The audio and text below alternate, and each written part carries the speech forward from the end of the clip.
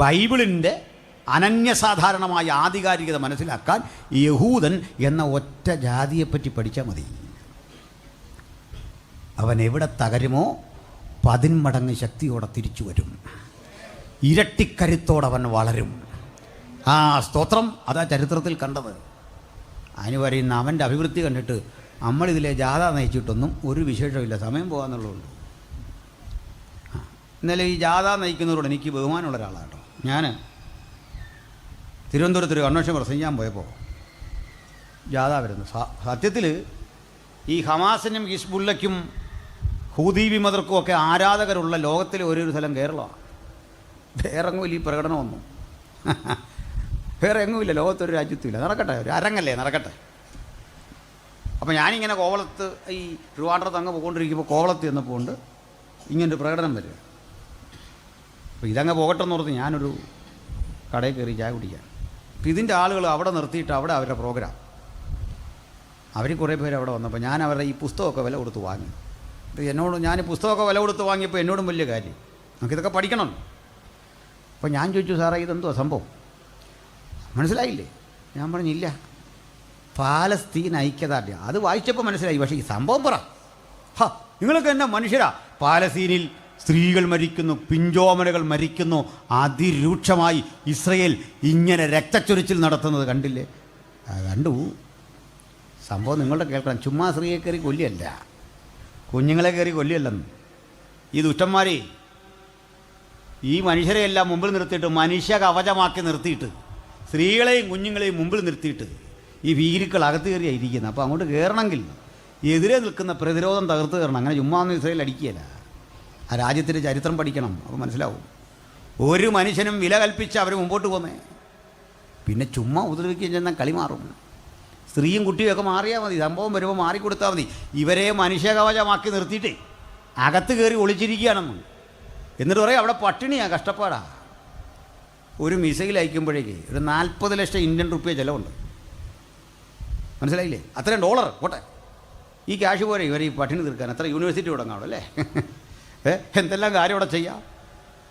ഈ രാജ്യാന്തര വേദികളിൽ പോയി ഇവർക്ക് വേണ്ടി പിരിവെടുത്തുകൊണ്ട് വന്ന് ഈ പാവം മനുഷ്യരെ ഒറ്റിക്കൊടുക്കുക ഈ തീവ്രവാദികൾ ചെയ്യുന്നത്.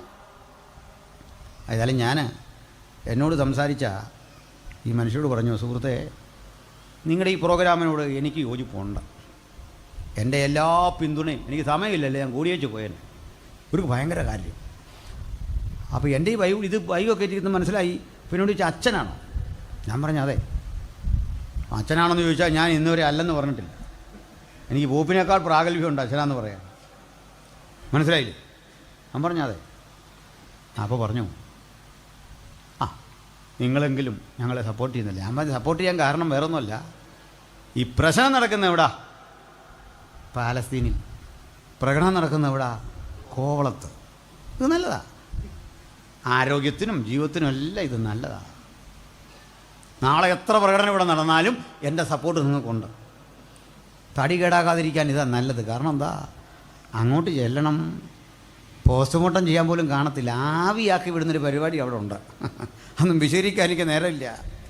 പശുവിനെ കൊല്ലാതെ ഇറച്ചി ഉൽപ്പാദിപ്പിക്കുന്ന രാജ്യമാണ്. അല്പം ബ്ലഡ് കിട്ടിയാൽ മതി, ഒന്നാം തരം ടേസ്റ്റി ഫുഡ് ഒത്തിരി ഉണ്ടെന്നേ പറയാൻ.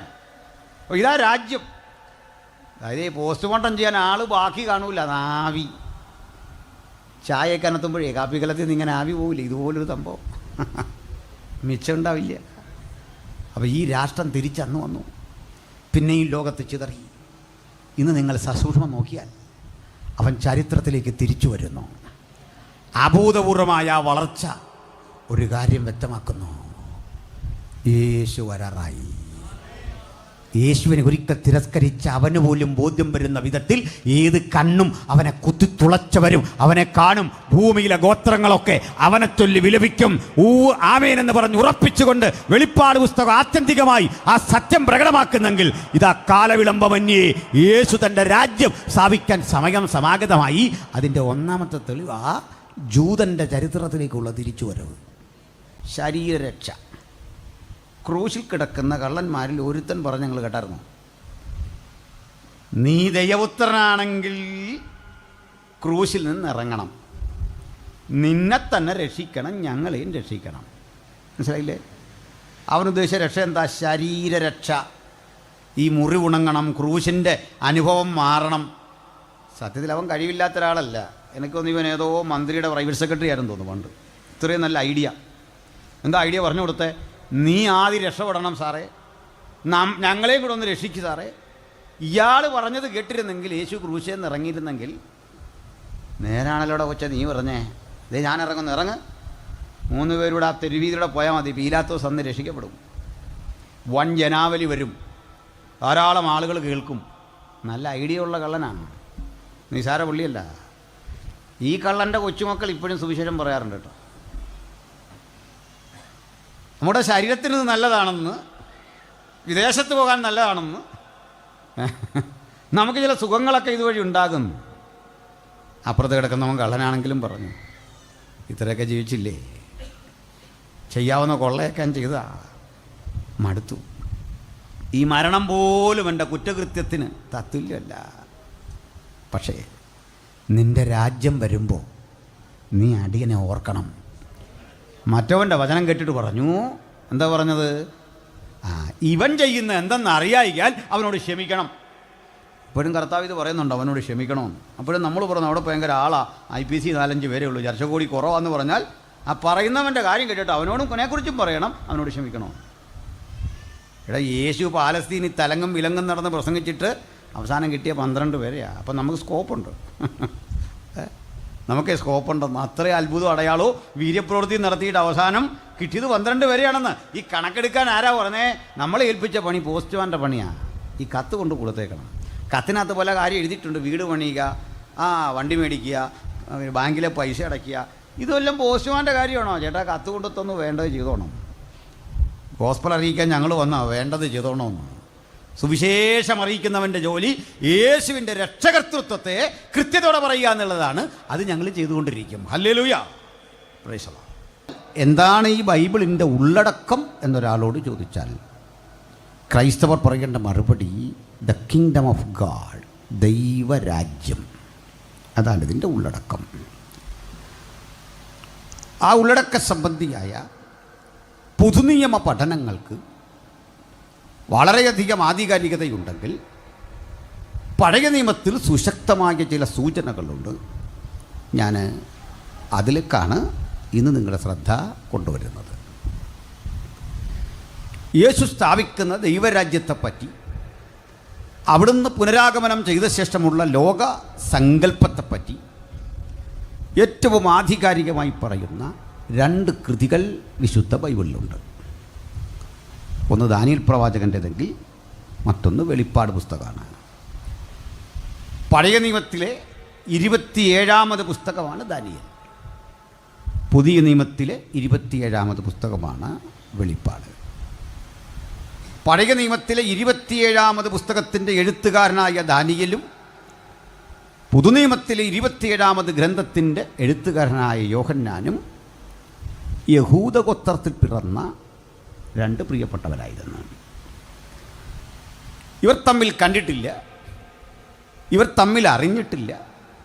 പക്ഷേ ദാനിയേൽ എന്ന ദൈവമനുഷ്യൻ ഇന്ന് നമ്മൾ ഇറാഖ് എന്ന് വിളിക്കുന്ന ഭൂപ്രദേശത്തിൻ്റെ ഒരു മുനമ്പത്ത് പീഡിതനായി കഴിയുന്ന ഘട്ടത്തിലാണ് ആ ദിവ്യദർശനങ്ങൾക്ക് സാക്ഷ്യം വഹിച്ചതെങ്കിൽ ആധുനിക തുർക്കിയുടെ ഭാഗമായിട്ടുള്ള പത്മോസ് എന്ന ഏകാന്ത ദ്വീപിൻ്റെ ചുറ്റും ഈജിയൻ കടൽത്തിരകൾ നിരന്തരം അലകടിക്കുന്ന ഒരു ഭൂപ്രദേശത്ത് ഒറ്റപ്പെട്ട പരിതസ്ഥിതിയിൽ യോഹന്നാൻ എന്ന ദൈവപുരുഷൻ ഈ ദർശനം കണ്ടു.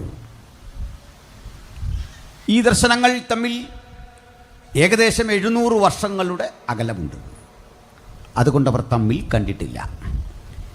2 മേഖലകൾ, 2 കോണ്ടിനെൻറ്റുകൾ, പരസ്പരം കണ്ടിട്ടില്ലാത്ത 2 ആളുകൾ. പക്ഷെ ഇവർ തമ്മിൽ ഒരിക്കലും കണ്ടിട്ടില്ല എങ്കിലും എഴുതിയ വസ്തുതകൾ തമ്മിൽ അഭൂതപൂർവമായ ചില സാമ്യങ്ങളുണ്ട്. ആ സാമ്യങ്ങളിൽ ഒന്ന് ഇവരുടെ ഗോത്രം. രണ്ടാമത്തെ പ്രത്യേകത, 2 ആളുകളും ഇത് എഴുതുമ്പോൾ പീഡിപ്പിക്കപ്പെടുന്ന ഒരു ജീവിത പരിതസ്ഥിതിയിലാണ്. ഒരാൾ പ്രവാസിയായി മറ്റൊരു രാജ്യത്ത് അടിമയായി പാർത്തുകൊണ്ട് സമ്മർദ്ദങ്ങൾക്ക് അടിമപ്പെട്ട് ജീവിച്ചു പോകുന്ന കാലം.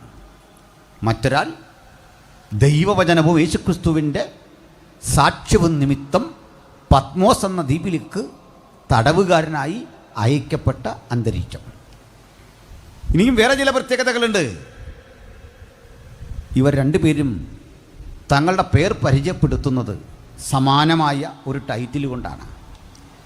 ദാനിയേൽ അറിയപ്പെടുന്നു പ്രിയപുരുഷനായ ദാനിയേൽ. യോഹന്നാൻ അറിയപ്പെടുന്നു യേശു സ്നേഹിച്ച ശിഷ്യൻ. രണ്ടുപേരും തമ്മിൽ നല്ല സാമ്യം. പിന്നെയുമുണ്ട് സവിശേഷതകൾ ഒട്ടേറെ. ഈ സവിശേഷതകൾ പോലെ തന്നെ യോജിപ്പില്ലാത്ത ചില കാര്യങ്ങളും വ്യക്തിപരമായി അവർക്കുണ്ട്. ആ വിയോജിപ്പിൽ ഏറ്റവും ശ്രേഷ്ഠം സമാനതകളെന്നപോലെ വൈജാത്യങ്ങൾ അവർക്കുള്ളതിലുണ്ട്. അതിലേറ്റവും പ്രധാനം ദാനിയേൽ ബഹുഭാഷാ നിപുണനായിരുന്നു. ഗൂഢാർത്ഥങ്ങളുടെ പൊരുളുകൾ തിരിക്കാൻ കഴിയുന്ന വളരെ എക്സ്പീരിയൻസ് ഉള്ള, വളരെ എഡ്യൂക്കേറ്റഡായ, ഒപ്പം ദൈവകൃപയുള്ള ഒരു വലിയ മനുഷ്യനായിരുന്നു. യോഹന്നാനാകട്ടെ ബേത്സയിദ എന്ന ഭൂപ്രദേശത്ത് വളരെ ജീവിത പശ്ചാത്തലത്തിൽ ദാരിദ്ര്യം നിറഞ്ഞ അന്തരീക്ഷത്തിൽ ജനിച്ച് കാര്യമായ പഠനം ലഭിക്കാതെ, കലാലയത്തിൽ വേണ്ടത്ര പോകാൻ കഴിയാതെ മത്സ്യബന്ധന തൊഴിലാളിയായി ജീവിച്ച സെബദി എന്ന ഒരു സാധാരണക്കാരൻ്റെ മകൻ. പക്ഷെ വ്യത്യാസം, ഇവർ സേവിച്ച ദൈവം ആ വ്യത്യാസങ്ങളെ കാണാതെ ഒരുപോലെ രണ്ടു പേരിലും പ്രവർത്തിച്ചു. ആ മഹാദൈവം ഇന്ന് നമ്മുടെ മധ്യത്തിലുമുണ്ട്. ഗഹനങ്ങളായ കാര്യങ്ങളാണ് പറയുന്നതെങ്കിലും അതുകൊണ്ടൊരു കാര്യം മനസ്സിലാക്കുക, എല്ലാവർക്കും ഇത് മനസ്സിലാകും. കാരണം മഹാദൈവത്തിൻ്റെ സാന്നിധ്യം നമ്മളെ അതിൻ്റെ പൊരുളുകൾ പഠിപ്പിച്ചു കൊണ്ടിരിക്കുകയാണ്. അത് ഗ്രഹിക്കാൻ വേണ്ടി പ്രാർത്ഥനയോടെ നിങ്ങളിരിക്കണം. പുറത്തുള്ള പ്രിയപ്പെട്ടവർക്കും ഈ വചനം അനുഗ്രഹമാകട്ടെ എന്ന് ഞാൻ പ്രാർത്ഥിക്കുന്നു. ക്രിസ്തുവിന് ഏകദേശം 6 നൂറ്റാണ്ടുകൾക്കപ്പുറത്ത് നമ്മുടെ ഇസ്രയേൽ എന്നറിയപ്പെടുന്ന രാഷ്ട്രത്തിൻ്റെ ഒരു ഭാഗമായ യഹൂദ്യ, ആ യഹൂദ്യ ഭരിച്ചിരുന്ന രാജാക്കന്മാർ ഒരു ഘട്ടം കഴിഞ്ഞപ്പോൾ വേണ്ടത്ര ആത്മീക നിലവാരമില്ലാതെയും ദൈവഭക്തിക്ക് പുറത്തിറങ്ങി ബാൽ ദൈവങ്ങളെ സേവിക്കുകയും വചനവിപരീത ദിശകളിലൂടെ സഞ്ചരിക്കുകയും ചെയ്തു. ആ ഘട്ടത്തിൽ വല്ലാത്ത പ്രതിസന്ധിയിലൂടെ കടന്നുപോയ ഇസ്രയേലിലെ ഏതാനും ദൈവമക്കൾ പ്രാർത്ഥിച്ചു, യഹോവേ ഞങ്ങൾക്ക് ശുഭത നൽകണമേ, ഒരു ശുഭകാലം ഞങ്ങൾക്ക് തരണമേ.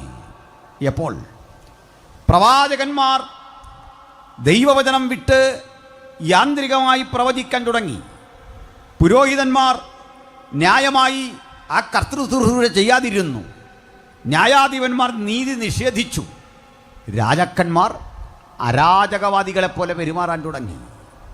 ഒരു ഘട്ടം അത് നിലനിന്നപ്പോൾ സമരത്തിൻ്റെ വഴിയെടുക്കാതെ, അട്ടിമറിയുടെ വഴിയെടുക്കാതെ ഏതാനും സാധുക്കൾ മുഴങ്കാലിലിരുന്ന് പ്രാർത്ഥിച്ചപ്പോൾ സ്ഥിതിക്ക് വലിയ മാറ്റമുണ്ടായി. ഒരു കാര്യം മനസ്സിലാക്കണം, ഏത് സമരങ്ങളെക്കാൾ കരുത്തുറ്റ ആയുധശക്തിയുടെ പേരാണ് പ്രാർത്ഥന. ഹല്ലേലൂയ! പ്രാർത്ഥനയാൽ നീങ്ങിപ്പോകാത്ത ഒരു കാര്യവുമില്ല എന്ന ഉറപ്പിൽ വേണം ദൈവത്തിൻ്റെ വചനം ഇന്ന് കേൾക്കാൻ. പ്രാർത്ഥന ചെറിയ ജീവൽ പ്രശ്നങ്ങൾ മുതൽ ഒരു കുടുംബ പ്രശ്നത്തെ മുഴുവൻ പരിഹരിക്കാൻ പര്യാപ്തമായ ആയുധമാണ്. പ്രാർത്ഥന ഒരു രാഷ്ട്രത്തെ മാറ്റിമറിക്കുന്ന വലിയ ദൈവപ്രക്രിയയാണ്. പ്രാർത്ഥനയാൽ കഴിയാത്ത ഒന്നുമില്ല എന്ന ഉറപ്പിൽ വേണം ഈ രാത്രി ദൈവവചനം കേൾക്കാൻ. അനുഭവമുള്ള ദൈവമക്കളെ എല്ലാം ഓർത്തുകൊണ്ട് ഞാൻ കർത്താവിനെ സ്തുതിക്കുന്നു. ഉപവാസത്താലും പ്രാർത്ഥനയാലും അല്ലാതെ ഈ വ്യാധി വിട്ടുമാറുകയില്ല എന്നരുളിയ ഫോഷ്ക്ക് പറയാത്ത യേശുക്രിസ്തുവിൻ നാമത്തിൽ പ്രാർത്ഥിക്കാൻ നമ്മെ പഠിപ്പിച്ച മഹാദൈവത്തിൻ്റെ പുത്രന് നമുക്ക് മഹത്വമർപ്പിച്ചിട്ട് പറയാം, ഞങ്ങൾ ജീവിതത്തിൽ അഭ്യസിച്ച ഏറ്റവും വലിയ ചെറുത്തുനിൽപ്പിൻ്റെ പാഠം മുഴങ്കാലിൽ ഇരുന്നുള്ള പ്രാർത്ഥനയാണ്.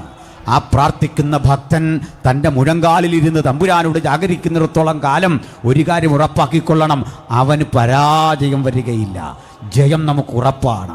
ഇന്ന് നമ്മൾ ജയിക്കുന്ന രാത്രിയാണ്.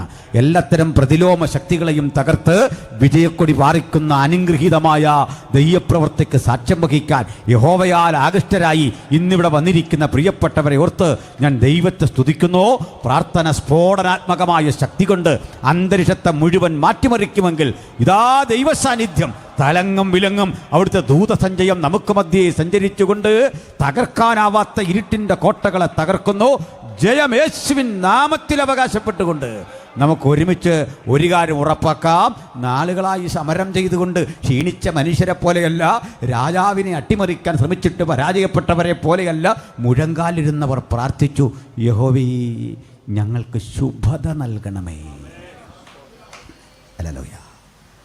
ഈ പ്രാർത്ഥനയ്ക്ക് മറുപടി വന്ന ആ രീതി ഒരല്പം കട്ടിയ, ചിലർക്കതറിയില്ല. ദൈവം ഈ ദർശനത്തിൽ തരുന്നതും ജീവിതത്തിൽ സംഭവിക്കുന്നതും തമ്മിൽ വല്ലാത്ത പൊരുത്തക്കേടുണ്ട്. എന്താണ് പറയുന്നതെന്നാണല്ലേ? ദർശനത്തിൽ ദൈവം തരുന്നതും ജീവിതത്തിൽ സംഭവിക്കുന്നതും നമ്മൾ ഉദ്ദേശിച്ച വഴിക്കല്ല. യോസേഫ് ഒരു ദർശനം കണ്ടു. സൂര്യനും ചന്ദ്രനും 11 നക്ഷത്രങ്ങളും വീണ് നമസ്കരിക്കുന്നു. അപ്പനിത് കേട്ടിട്ട് പറഞ്ഞു, ഞാനും നിൻ്റെ അമ്മയും നിൻ്റെ സഹോദരങ്ങളും നിന്നെ നമസ്കരിക്കുമോ? അതിൻ്റെ പൊരുൾ പറഞ്ഞു കൊടുത്തു. ദർശനം എന്ന് കണ്ടോ, അന്ന് മുതൽ അവൻ വീട്ടിൽ അനഭിമതനായി. അടുത്തത് അവന് വേണ്ടി തുറക്കപ്പെടുന്ന ഒരു പൊട്ടക്കിണറാണ്. അടുത്ത ഘട്ടം പൊത്തിഫർ എന്ന ഭരണാധികാരിയുടെ വീട്ടിൽ അനുഭവിക്കുന്ന പ്രശ്നങ്ങളാണ്. ഇനി വരാനിരിക്കുന്നത് ജയിലാണ്. ഇതൊന്നും ദർശനത്തിൽ കണ്ടില്ല. ഇവിടെയാണ് നമ്മളെപ്പോലൊരു പരാജയം. നമ്മൾ നാളെ രാവിലെ രാജാവാകാൻ ശ്രമിക്കും, ഭരണാധികാരിയാകാൻ ശ്രമിക്കും. ദർശനം കാണുന്ന പോലെ ഈസി അല്ല അതിലേക്കുള്ള യാത്ര. പക്ഷെ ഒരു കാര്യം ഉറപ്പാണ്, ദർശനം കണ്ടത് ഉറപ്പെങ്കിൽ, അത് തന്നവൻ ദൈവമെങ്കിൽ, ആ വെളിപ്പാടിൻ്റെ കണ്ണാടികൾ ജ്വലിച്ചത് സത്യമെങ്കിൽ, ഒരു പൊട്ടക്കിണറിനും അത് തടഞ്ഞു വെക്കാൻ കഴിയുകയില്ല. ഒരു കൂരിരുട്ടിനും അതിനെ തടഞ്ഞു വെക്കാൻ കഴിയുകയില്ല. ഒരു ജയിലിറയ്ക്കും അതിനെ തകർക്കാൻ കഴിയുകയില്ല. ഒരപവാദത്തിനും അതിനെ ഒതുക്കാൻ കഴിയുകയില്ല. ദർശനത്തിനൊരവധി വെച്ചിരിക്കുന്നു. അത് സമാപ്തിയിലേക്ക് വരുവാൻ ബന്ധപ്പെട്ടുകൊണ്ടിരിക്കുന്നു. അതിഞ്ഞ് വരും, സംശയം ആവശ്യമില്ല. അത് വരും നിശ്ചയം. നമുക്കതിനു വേണ്ടി ഒരിക്കൽ കൂടി കാത്തിരുന്നിട്ട് പറയാം, അത് വരും നിശ്ചയം, അത് വരും നിശ്ചയം. ഉറപ്പായി ഞാനതിനെ പ്രാപിക്കും. ഭക്തനൊന്ന് ഉറപ്പിച്ചേ പോകാവൂ. അത് സംഭവിക്കാതെ ഇഹലോകം വിട്ടു പോകാൻ ഇടവരാത്ത വിധത്തിൽ ആ ദൈവിക ചൈതന്യം എൻ്റെ മീതേ വ്യാപരിക്കുന്നു. അതുകൊണ്ടേ പ്രാപിക്കാൻ പോകുന്ന വാഗ്ദത്തത്തിൻ്റെ വിലയറിയാൻ ദൈവം ചിലപ്പോൾ കൊണ്ട് നമ്മളെ പൊട്ടക്കിണറ്റിടാൻ അനുവദിക്കുന്നു. ഒത്തിപ്പേറിൻ്റെ വീട്ടിൽ പ്രശ്നങ്ങൾ ഉണ്ടാവുന്നു, ജയിലറയിൽ കൊണ്ടിടുമെന്ന്. പക്ഷേ അവധി പിൻവലിക്കുന്നൊരു ദിവസമുണ്ട്. അന്ന് രാജകീയ സൈന്യം ഇങ്ങ് വരും. ക്ഷൗരം ജയിച്ച് വൃത്തിയുള്ള വസ്ത്രം ധരിച്ച് രാജസന്നിധിയിൽ കൊണ്ടു നിർത്തും.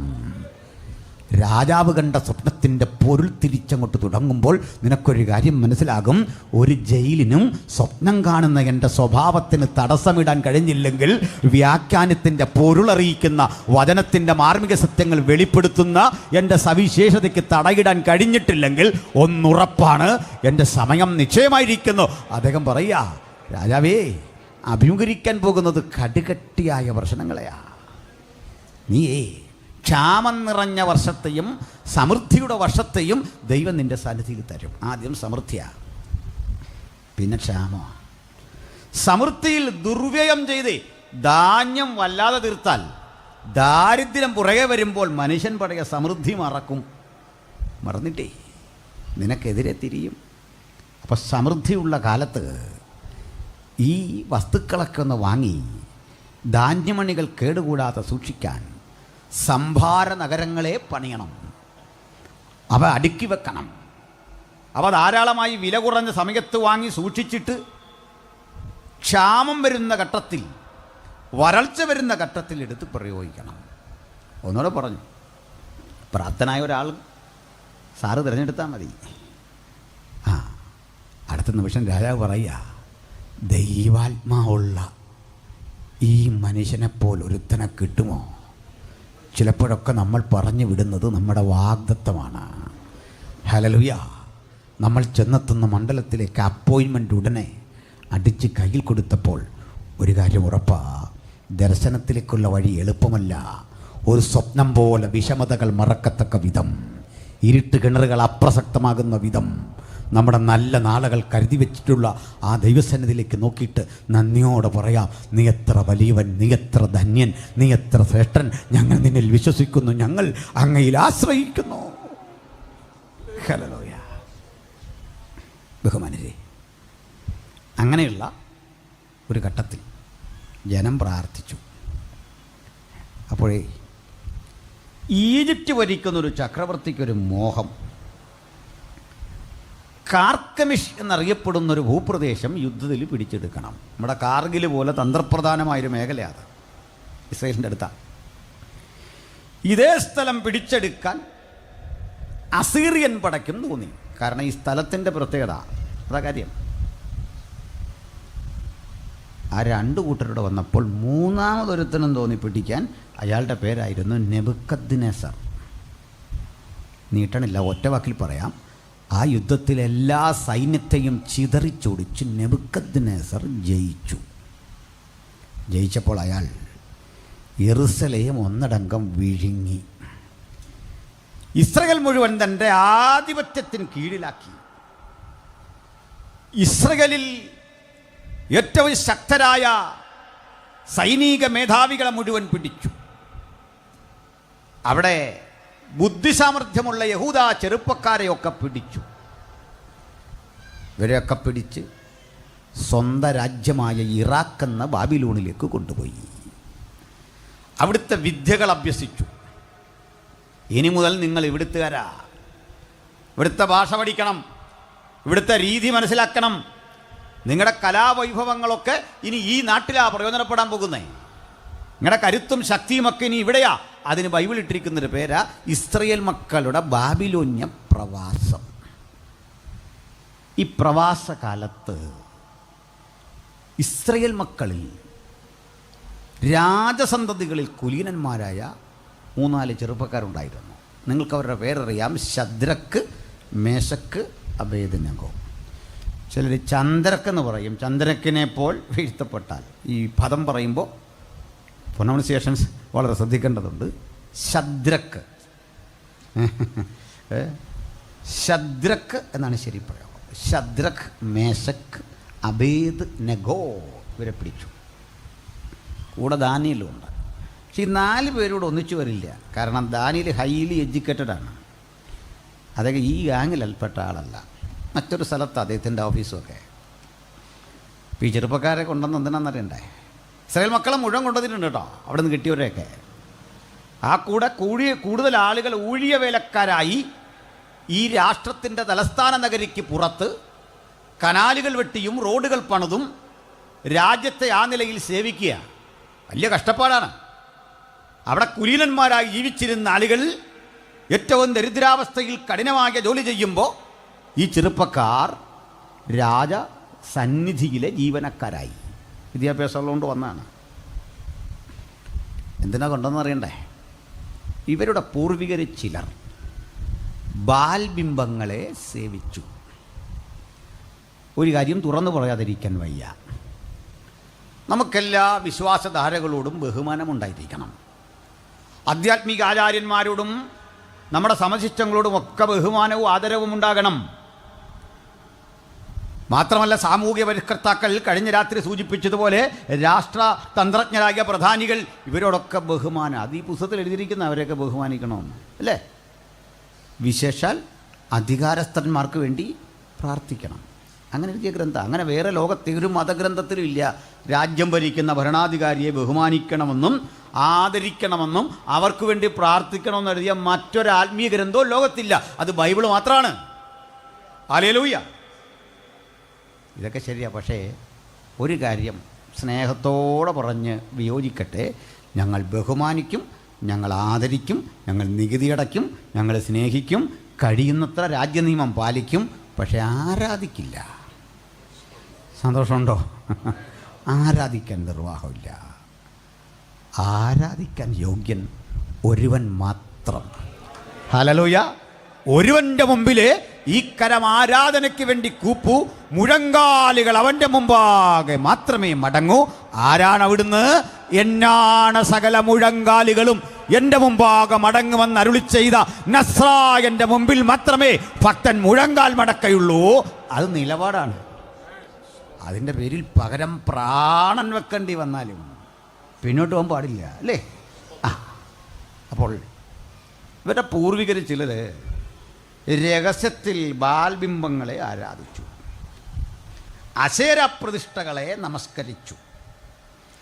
പലയാവർത്തി പ്രവാചകന്മാരെ വിട്ട് പറഞ്ഞിട്ട് കേൾക്കാതെ വന്നപ്പോൾ ദൈവം പറഞ്ഞു, ഏതായാലും നിങ്ങളുടെ കാരണവന്മാർക്ക് ഇത് ഇഷ്ടമായിരുന്നു, പകരം നിങ്ങളൊരു കാര്യം ചെയ്യും, ഇതൊക്കെ ഒളിച്ചും പാത്തും ചെയ്യണ്ട, ഇത് സമൃദ്ധമായുള്ളൊരു സ്ഥലത്തേക്ക് വിടാം. അങ്ങനെ ഇവരെ കൊണ്ടിട്ട സ്ഥലമാണ് ഏത്? ബാബിലോൺ. ഇന്നത്തെ ഇറാഖ്. അവിടെ എത്തുമ്പോൾ അവിടെ ചെന്നിറങ്ങിയ ഒരാളും തിരിച്ചു വരാത്ത വിധത്തിലെ ആകർഷണീയമായ ചില സൗകര്യങ്ങൾ ചെയ്തു വച്ചു. അതായത് തടവിലൊന്നുമല്ല, അവിടെ വിട്ട് പോകാൻ തോന്നൂല. നമ്മുടെ കുട്ടികളൊക്കെ ഇവിടുന്ന് പഠിപ്പും വിദ്യാഭ്യാസമൊക്കെ കഴിഞ്ഞ് ഇംഗ്ലീഷ് സ്പീക്കിംഗ് കൺട്രീസിലേക്കാണ് പോകുന്നെങ്കിൽ ഒരു കാര്യം ഉറപ്പിച്ചോണം, അവരെങ്ങും തിരിച്ചിവിടെ വരാനൊന്നും പോകുന്നില്ല. ഇടയ്ക്കിടയ്ക്ക് നമ്മളെ കണ്ടിട്ട് നമ്മളുടെ ഇകലോകം വിട്ട് പോയി കഴിഞ്ഞാൽ, പപ്പയും മമ്മിയും പോയി കഴിഞ്ഞാൽ ഫോണിലൂടെ വിളിച്ച് ഈ വീട് വിൽക്കും, നമുക്ക് നാട്ടിലുള്ള ഭൂമിയൊക്കെ വിൽക്കും. അവരുടെ കുഴപ്പമില്ല. അത്തരം നാടുകളുടെ സംവിധാനം അങ്ങനെ അഡ്വാൻസ്ഡാണ്, ഒറ്റവാക്കി പറഞ്ഞു. അപ്പോൾ അത് പോകാതിരിക്കാൻ ഭരണകൂടം ചെയ്യേണ്ട ഒരു കാര്യം, സ്വസ്ഥമായി ജോലി ചെയ്യാനും പ്രവർത്തിക്കാനും ഒക്കെ ഉള്ള സൗകര്യം ഇവിടെ ഉണ്ടാക്കണം. അത് സ്വപ്നം കാണാനേ നമുക്കിപ്പോൾ പറ്റുള്ളൂ ഇപ്പോഴത്തെ ഒരു സാഹചര്യത്തിൽ, അല്ലേ? നമ്മൾ ഉദ്ദേശിക്കുന്ന പോലെ എളുപ്പമല്ല. ഇവരും ഇതുപോലെ ഈ ഇറാഖിലെ ബാബിലോന്യ പട്ടണം ആകർഷണീയമാക്കി, ഒരുത്തനും പോകാത്ത വിധം ആകർഷണീയമാക്കി. നിങ്ങളും ഞാനും ആണെങ്കിലും അവിടെ നിന്ന് തിരിച്ചു വരത്തില്ല. വരുമോന്നൊന്ന് ആലോചിക്കാം. ഈ ടി വി ഒന്നും സർവ്വസാധാരണമല്ലാതിരുന്ന കാലത്ത് കുട്ടികൾ അടുത്ത വീട്ടിൽ പോയി ടി വി കാണും, അല്ലേ? അപ്പം ഞങ്ങളുടെ ഒരു കാരണവരുണ്ട്, പുള്ളിക്കാരൻ അവിടുത്തെ പയ്യൻ കൊച്ചുമോൻ അടുത്ത വീട്ടിൽ പോയി ക്രിക്കറ്റ് കാണുന്നു, വരുന്നില്ലെന്ന് പറഞ്ഞ് പുള്ളിക്ക് ഈ ക്രിക്കറ്റിനെ കേൾക്കുമ്പോഴേ അരിശമാണ്. പുള്ളി വടിയൊക്കെ എടുത്തുകൊണ്ട് പതുക്കെ ചെന്ന് പുള്ളി ഈ കളി അങ്ങ് പഠിച്ചു. പുള്ളിക്ക് സച്ചിനെയും ഗാംഗുലിയും എല്ലാം ഭയങ്കര ഇഷ്ടമായി. പിന്നെ ഈ പുള്ളിയെ തിരിച്ചു കൊണ്ടുവരാൻ വേണ്ടി അമ്മച്ചി പോകേണ്ടി വന്നു. ഭാഗ്യത്തിന് അമ്മച്ചിക്ക് ഈ കളി മനസ്സിലായില്ല, അതുകൊണ്ട് പിടിച്ചുകൊണ്ട് പോകുന്നു. അല്ലേ അമ്മച്ചിയും കൂടെ അവിടെ തങ്ങിയേനെ. കാരണം എന്താ, ചിലതരം കാര്യം അങ്ങനെയാണെന്ന്, ഈ ചീട്ടുകളിൽ നിന്ന് പിന്തിരിപ്പിക്കാൻ പോയാൽ ചീട്ടുകളിൽ പഠിക്കുന്ന ചിലർ, അല്ലേ? അങ്ങനെയൊക്കെയാണ്. ഇതുപോലെ ബാബിലോൺ എന്താണെന്ന് ഞാൻ പറയാം. നമ്മൾ ഒരുമിച്ച് അവിടേക്ക് പോയാൽ തിരിച്ചു വരുന്ന എത്ര പേരുണ്ടെന്നും ഇനി സങ്കല്പിക്കണം. എല്ലാ ഹൃദയവും ആ ഏകാഗ്രതയോടെ എനിക്ക് തരണം. ഞാൻ നിങ്ങളെ ബാബിലോണിലേക്ക് കൊണ്ടുപോകണം. ചരിത്രപ്രസിദ്ധമായ യൂബ്രട്ടീസ് നദിക്ക് അക്കരയും ഇക്കരയുമായി വ്യാപിച്ച് കിടക്കുന്ന ഒരു ക്യാപിറ്റൽ സിറ്റിയുള്ള സാമ്രാജ്യ തലസ്ഥാന നഗരിയാണ് ശരിക്കും സിറ്റി ഓഫ് ബാബിലോൺ. നാടിൻ്റെ പേര് ബാബിലോൺ, ക്യാപിറ്റൽ സിറ്റിയുടെ പേരും ബാബിലോൺ. സിറ്റി ഓഫ് ബാബിലോൺ അഥവാ ബാബിലോന്യ പട്ടണം എന്നറിയപ്പെടുന്ന അവരുടെ ക്യാപിറ്റലിൻ്റെ പ്രത്യേകത പറയാം.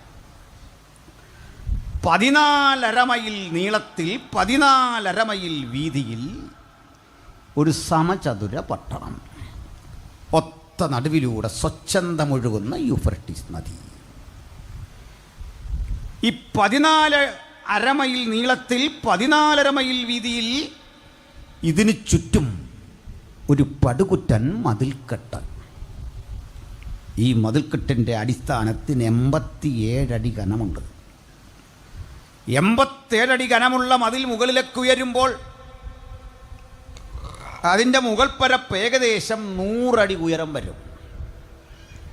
100 അടി ഉയരം വരുന്ന മതിൽപ്പരപ്പിന് മുകളിൽ കൂടി 2 വീതം കുതിരകളെ കെട്ടിയ 6 രഥങ്ങൾക്ക് സമാന്തരമായി സഞ്ചരിക്കാൻ കഴിയുന്ന വിസ്തൃതി ഉണ്ടായിരുന്നു. ഇതിൻ്റെ നിർദ്ദിഷ്ട ഇടങ്ങളിലൊക്കെ തന്നെ കാവൽ ഗോപുരങ്ങൾ ഉണ്ടായിരുന്നു. ആ കാവൽ ഗോപുരങ്ങളുടെ എണ്ണം 100 എണ്ണമായിരുന്നു. ഒരു ഭാഗത്ത് 25 വീതം 4 ഭാഗങ്ങളിലായി 100 കാവൽ ഗോപുരങ്ങൾ. ആ കാവൽ ഗോപുരങ്ങളെ കണ്ണാടികൾ വെച്ച് അലങ്കരിച്ചിരുന്നു. ദൂരെ നിന്ന് വരുന്ന ശത്രു സാന്നിധ്യം തിരിച്ചറിയാൻ പാകത്തിന് ആധികാരിക സുരക്ഷിതത്വം അവിടെ ഉണ്ടായിരുന്നു. ഇതിന് മുകളിൽ ഏറ്റവും ശക്തരായ നിരീക്ഷകന്മാരെ രാജാവ് ഇരുത്തിയിരുന്നു. ഇതിന് മുകളിൽ കൂടി ജാഗരൂകരായി ബാബിലോന്യ പട്ടാളം അങ്ങോട്ടും ഇങ്ങോട്ടും മാർച്ച് ചെയ്തിരുന്നു. അവരകത്തും പുറത്തു നടക്കുന്ന സംഭവങ്ങളെ സൂക്ഷ്മമായി ദർശിച്ച് പ്രത്യേക നിർദ്ദേശങ്ങൾ അടയാളങ്ങളിലൂടെ താഴെ എത്തിക്കുന്ന വലിയ ചാര സംവിധാനങ്ങൾ അവിടെ ഉണ്ടായിരുന്നു. ഇതാണ് ബാബിലോന്യ കോട്ട. ഈ കോട്ടയ്ക്കകത്ത് കടക്കാൻ 100 വാതിലുകൾ ഉണ്ടായിരുന്നു. ആ 100 വാതിലുകളുടെ പ്രത്യേകത, ഇന്ന് തുറക്കുന്ന വാതിൽ നാളെ തുറക്കില്ല. പടിഞ്ഞാറേ നടയിലെ 4-ാം കതക് ഇന്ന് തുറന്നാൽ വടക്കേ നടയിലെ 2-ാമത്തെ കതക് നാളെ തുറക്കും. ഏത് കതക് എപ്പോൾ തുറക്കുമെന്ന് രാജാവിനും അടുത്ത അനുചരനും മാത്രമേ അറിയൂ. അത്ര സുരക്ഷിതത്വമുള്ള ഒരു കോട്ട. ഈ കോട്ടയ്ക്കകത്തേക്ക് കടക്കാൻ ഈ 100 കതക് കൂടാതെ ഒരു പ്രധാന പ്രവേശന കവാടം. ആ പ്രധാന പ്രവേശന കവാടം താമ്രപാളികൾ നിരത്തി സ്ക്രൂ ചെയ്ത് അങ്ങനെ നിർമ്മിച്ചതാണ് ആ വാതിൽ. സ്പ്രിങ് ആക്ഷനുള്ള കതകാണ്. മനുഷ്യൻ തള്ളിയാൽ തുറക്കില്ല, വലിച്ചാൽ തുറക്കില്ല. പരിശീലനം സിദ്ധിച്ച ആനകൾ കെട്ടിവലിച്ചാൽ മാത്രം തുറക്കുന്ന കതക്. ഇരുമ്പ് കൊണ്ട് നിർമ്മിച്ച ഓടാമ്പൽ. ചുരുക്കി പറഞ്ഞാൽ സുശക്തമായൊരു കോട്ട. ഒരു പക്ഷിയും കുറുകപ്പറക്കാത്ത സുരക്ഷിതത്വം.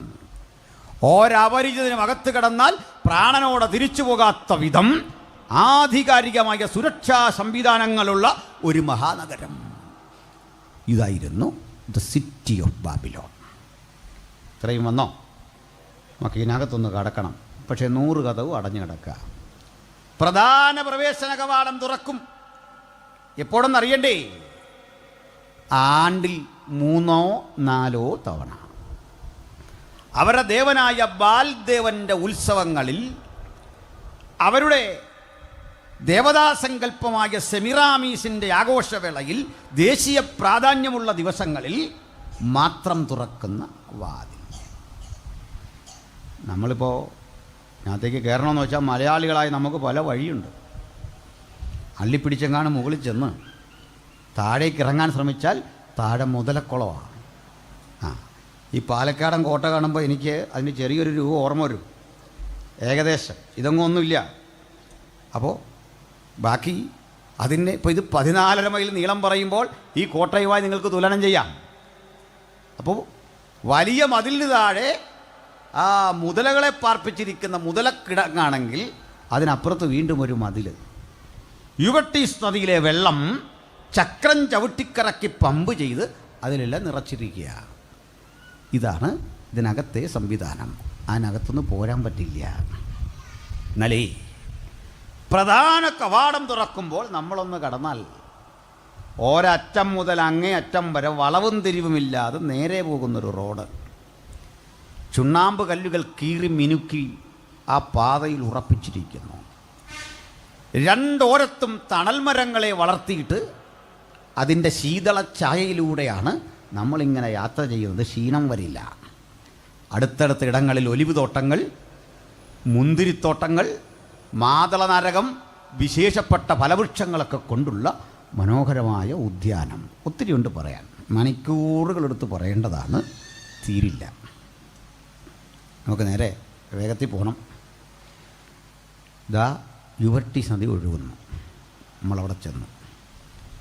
നദിക്കക്കര ഇക്കര കടക്കാൻ ഒരു പാലം, പാലം തുടങ്ങുന്നിടത്തൊരു ഗോപുരം, പാലം തീരുന്നിടത്തൊരു ഗോപുരം. 2 ഗോപുരങ്ങളിൽ പാലം ഘടിപ്പിച്ചിരിക്കുന്നു. ഈ ഗോപുരത്തിലേക്ക് നമ്മൾ കടക്കുമ്പോൾ ഒരു കാഴ്ച കാണാം. പാലത്തിൻ്റെ കൈവരികൾ മിനുക്കിയ താമ്രമാണ്. അത് സ്വർണം പൂശി മനോഹരമാക്കിയിരിക്കുകയാണ്.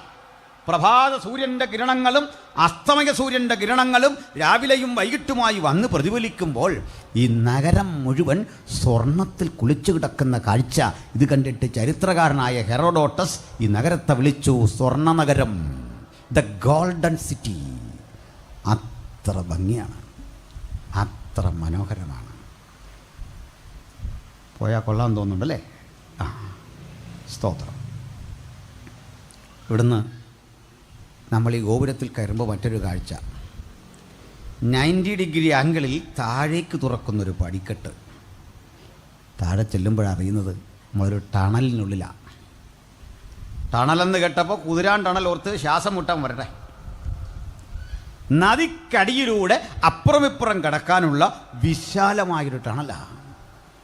അതിനകത്ത് എന്തെല്ലാം സൗകര്യങ്ങളാണ്.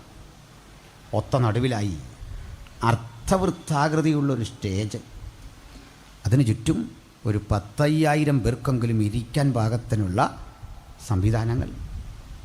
നൃത്തവും കലാരൂപങ്ങളും അരങ്ങേറുന്നു നിരന്തരം അവിടെ. ഇനി ഇതിൻ്റെ തൂണുകളുണ്ട് ഇടയ്ക്കെല്ലാം. ഇതിന് ഭിത്തിയുണ്ട്. ചുണ്ണാമ്പ് കല്ലുകൾ തേച്ചു മിനുക്കി പോളിഷ് ചെയ്ത ശേഷം ഇതിലേക്ക് ഒരു വാതകത്തിൽ നിന്ന് തീ പടർത്തി അതിൻ്റെ വെളിച്ചം ഈ ഭിത്തിയിൽ പ്രതിഫലിപ്പിച്ചിട്ട് അവിടെമെല്ലാം നമ്മളൊരു ഹോട്ടലിലിരിക്കുന്ന പ്രതീതി. എവിടെയാ? ശദ്രക്ക് മേശക്ക് അഭേദനഗോവിന് ഭക്ഷണം ഉണ്ടാക്കി കൊടുത്തിട്ട് കഴിച്ചോളാൻ പറഞ്ഞത്. എന്തൊരു ഫുഡാണെന്നറിയണ്ടേ? അതും നർത്തകന്മാർ പാട്ടുപാടി നൃത്തം ചെയ്ത്, വറുത്ത മാംസക്കഷണങ്ങൾ, ധാന്യമണികൾ പൊടിച്ചുണ്ടാക്കുന്ന ആഹാരപദാർത്ഥങ്ങൾ, വ്യത്യസ്ത തരത്തിൽ നിറമുള്ള മദ്യം, ഇവയെല്ലാം കൊണ്ട് ഈ കുഞ്ഞുങ്ങളുടെ മുമ്പിൽ വരും. കേട്ടല്ലോ? നമ്മളാണ് എന്ത് ചെയ്തേനെ? Praise the Lord. വടക്കഞ്ചേരി കിട്ടാത്ത എനിക്ക് ബാബിലോണിൽ കിട്ടിയെന്ന് പറഞ്ഞ് അടിച്ചു കളയും. ചിലരുടെ ധാരണ ഇതാ ഈ അനുഗ്രഹം എന്നാണ്. ചില സുവിശേഷം പറഞ്ഞാൽ ഇതാ കിട്ടുന്ന കാര്യം ഈ പറയുന്നതല്ല. യേശു ക്രൂശിക്കപ്പെട്ട കാര്യം പറയില്ല, യേശുവിൻ്റെ രക്തത്താലുള്ള രക്ഷ പറയില്ല. അവരുടെ കുഴപ്പമില്ല കേട്ടോ. അങ്ങനെയും പറയാൻ ബൈബിളിൽ പ്രമാണമുണ്ട് കേട്ടോ. ബൈബിളിൽ പ്രമാണമല്ല, ബൈബിളിലൊരു ഇൻസിഡൻ്റ് ഉണ്ട്.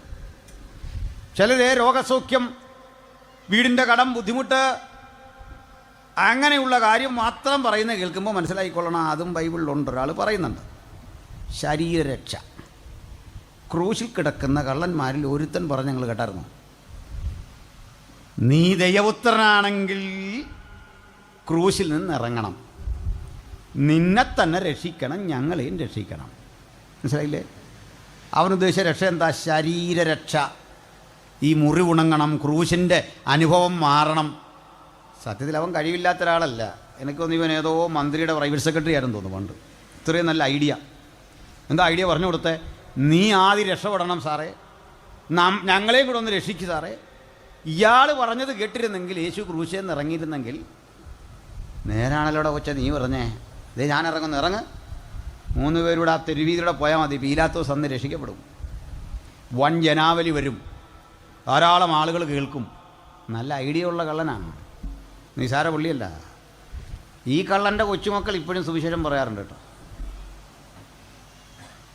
നമ്മുടെ ശരീരത്തിന് നല്ലതാണെന്ന്, വിദേശത്ത് പോകാൻ നല്ലതാണെന്ന്, നമുക്ക് ചില സുഖങ്ങളൊക്കെ ഇതുവഴി ഉണ്ടാകും. അപ്പുറത്ത് കിടക്കുന്നവൻ കള്ളനാണെങ്കിലും പറഞ്ഞു, ഇത്രയൊക്കെ ജീവിച്ചില്ലേ, ചെയ്യാവുന്ന കൊള്ളയൊക്കെ ഞാൻ ചെയ്താ മടുത്തു. ഈ മരണം പോലും എൻ്റെ കുറ്റകൃത്യത്തിന് തത്തുല്യമല്ല. പക്ഷേ നിൻ്റെ രാജ്യം വരുമ്പോൾ നീ അടിയനെ ഓർക്കണം. മറ്റവൻ്റെ വചനം കേട്ടിട്ട് പറഞ്ഞു, എന്താ പറഞ്ഞത്? ഇവൻ ചെയ്യുന്ന എന്തെന്ന് അറിയായിക്കാൻ അവനോട് ക്ഷമിക്കണം. ഇപ്പോഴും കർത്താവ് ഇത് പറയുന്നുണ്ട്, അവനോട് ക്ഷമിക്കണമെന്ന്. അപ്പോഴും നമ്മൾ പറഞ്ഞു അവിടെ ഭയങ്കര ആളാ, IPC 4-5 പേരേ ഉള്ളൂ, ചർച്ചകോടി കുറവാന്ന് പറഞ്ഞാൽ ആ പറയുന്നവൻ്റെ കാര്യം കേട്ടിട്ട് അവനോടും കൊനെക്കുറിച്ചും പറയണം, അവനോട് ക്ഷമിക്കണം. എടാ, യേശു പാലസ്തീനിൽ തലങ്ങും വിലങ്ങും നടന്ന് പ്രസംഗിച്ചിട്ട് അവസാനം കിട്ടിയ 12 പേരെയാണ്. അപ്പം നമുക്ക് സ്കോപ്പുണ്ട്, നമുക്ക് സ്കോപ്പുണ്ടെന്ന്. അത്രയും അത്ഭുതം അടയാളോ വീര്യപ്രവൃത്തി നടത്തിയിട്ട് അവസാനം കിട്ടിയത് 12 പേരെയാണെന്ന്. ഈ കണക്കെടുക്കാൻ ആരാ പറഞ്ഞേ? നമ്മളെ ഏൽപ്പിച്ച പണി പോസ്റ്റ്മാൻ്റെ പണിയാണ്. ഈ കത്ത് കൊണ്ട് കൊടുത്തേക്കണം. കത്തിനകത്ത് പല കാര്യം എഴുതിയിട്ടുണ്ട്, വീട് പണിയുക, വണ്ടി മേടിക്കുക, ബാങ്കിലെ പൈസ അടയ്ക്കുക. ഇതെല്ലാം പോസ്റ്റ്മാൻ്റെ കാര്യമാണോ? ചേട്ടാ കത്ത് കൊണ്ടുത്തൊന്ന് വേണ്ടത് ചെയ്തോണം. ഗോസ്പൽ അറിയിക്കാൻ ഞങ്ങൾ വന്നോ, വേണ്ടത് ചെയ്തോണമെന്ന്. സുവിശേഷം അറിയിക്കുന്നവൻ്റെ ജോലി യേശുവിൻ്റെ രക്ഷകർത്തൃത്വത്തെ കൃത്യതയോടെ പറയുക എന്നുള്ളതാണ്. അത് ഞങ്ങൾ ചെയ്തുകൊണ്ടിരിക്കും. ഹല്ലേലൂയ, പ്രേക്ഷണം. അപ്പോൾ നമുക്ക് മടങ്ങി വരാം. ഇത്രയും നല്ലൊരു രാജ്യത്ത് ഈ കുഞ്ഞുങ്ങളെ തളച്ചിടാൻ ഓർത്തു. ഈ കുഞ്ഞുങ്ങൾ തീരുമാനിച്ചു വേണ്ട, അവരതിനെ അതിജീവിച്ചു. തദനന്തരം ഇവർക്കൊരു കടുത്ത പരീക്ഷ ജീവിതത്തിലേക്ക് വന്നു. എന്താ പരീക്ഷ? ആ പരീക്ഷ വിഗ്രഹത്തെ ആരാധിക്കലായിരുന്നു. അവരതും ജയിച്ചു. അപ്പോൾ ഒരു കാര്യം മനസ്സിലാക്കണം, ഭൗതികമായ ഇത്തരം പ്രലോഭനങ്ങളെ അതിജീവിച്ചാൽ അടുത്ത ഘട്ടം ആത്മീകമായ വെല്ലുവിളികൾ പിശാച് കൊണ്ടുവരുമ്പോൾ അവിടെയും ജയിക്കും. എവിടെങ്കിലും തോറ്റുപോയെങ്കിൽ ഇന്ന് നമുക്ക് ജയാളിയായവൻ കൂടെയുണ്ട്. എവിടെയും പരാജയപ്പെടാത്ത ഒരുവനെ നമ്മുടെ മുൻപിലുള്ളൂ. അത് കർത്താവായ യേശു ക്രിസ്തുവാണെങ്കിൽ അങ്ങാണ് ഞങ്ങളുടെ ഗുരു, അങ്ങാണ് ഞങ്ങളുടെ മാർഗദർശനം. ഒന്നിനു മുമ്പിൽ തലകുനിക്കാത്ത അജയ്യതയുടെ പേരാണ് ക്രിസ്തു. ആ മഹാനുഭവൻ ഇന്ന് നമ്മുടെ കൂടെയുണ്ടെങ്കിൽ അവനെ ഉയർത്തിട്ട് പറയാം, യെരൂശലേം പുത്രിമാരെ, ഇവനാണ് എൻ്റെ പ്രിയൻ, ഞാൻ അവനെയാണ് അനുഗമിക്കുന്നത്. അവനെ അനുഗമിച്ച നാൾ മുതൽ എനിക്ക് പരാജയമില്ല. ജീവിതത്തിൻ്റെ വിജയം എൻ്റെ ശീലമാണ്. ഹല്ലേലൂയ. ഇവിടുന്ന് ഈ ഘട്ടത്തിൻ്റെ ഇടവേളയിൽ ഒരിക്കൽ മഹാരാജാവ് ഒരു സ്വപ്നം കണ്ടു. സ്വപ്നത്തിൽ രാജാവ് കണ്ട വിചിത്രമായ അനുഭവങ്ങൾ രാജാവിനെ ഭയപ്പെടുത്തി. രാജാവ് സ്വപ്നവും മറന്നു. അസ്വസ്ഥചിത്തനായി ഉണരുന്ന രാജാവ് പെട്ടെന്ന് ശകുനവാദികൾ, മന്ത്രവാദികൾ, ആഭിചാരകന്മാർ ഇവരെയെല്ലാം വിളിച്ചു. ഇവരെല്ലാം കൂടെ സമ്മാനം കൊടുക്കാനാന്നോർത്ത് വന്നപ്പോൾ രാജാവ് പറഞ്ഞു, സമ്മാനമൊക്കെ തരാം, നിങ്ങൾ പ്രതീക്ഷിച്ചതിലും വലിയ ഗിഫ്റ്റാണ് തരുന്നത്. ഒരേ കാര്യം, ഞാൻ ഇന്നലെ ഒരു സ്വപ്നം കണ്ടു. ഞാൻ കണ്ട സ്വപ്നം മറന്നു. നിങ്ങളത് പറയണം, അർത്ഥവും ബോധിപ്പിക്കണം. ഈ സ്വപ്നം പറയുമ്പോൾ ഞങ്ങൾക്ക് മനസ്സിലാകും അതിൻ്റെ അർത്ഥമെന്തെന്നത് കൃത്യമാണെന്നും ഞങ്ങൾക്ക് മനസ്സിലാവും. അർത്ഥം മനസ്സിലാകും എന്ന് പറഞ്ഞ ഘട്ടത്തിൽ ഇവന്മാർ പറഞ്ഞു, അതേ, ഇന്ന് വരെ ഒരു ശകുനവാദിയോടും രാജാവ് ഇങ്ങനെ പറഞ്ഞിട്ടില്ലല്ലോ. പകരം സ്വപ്നം പറഞ്ഞാൽ അർത്ഥം പറയാം. അപ്പോൾ സ്വപ്നം പറഞ്ഞാൽ നമ്മൾ നോക്കിയാലും ചില അർത്ഥം പറയാം അല്ലേ? ഒത്താലൊക്കട്ടെന്നോർത്ത് ഒരർത്ഥം പറയാതില്ലേ? പറയാം.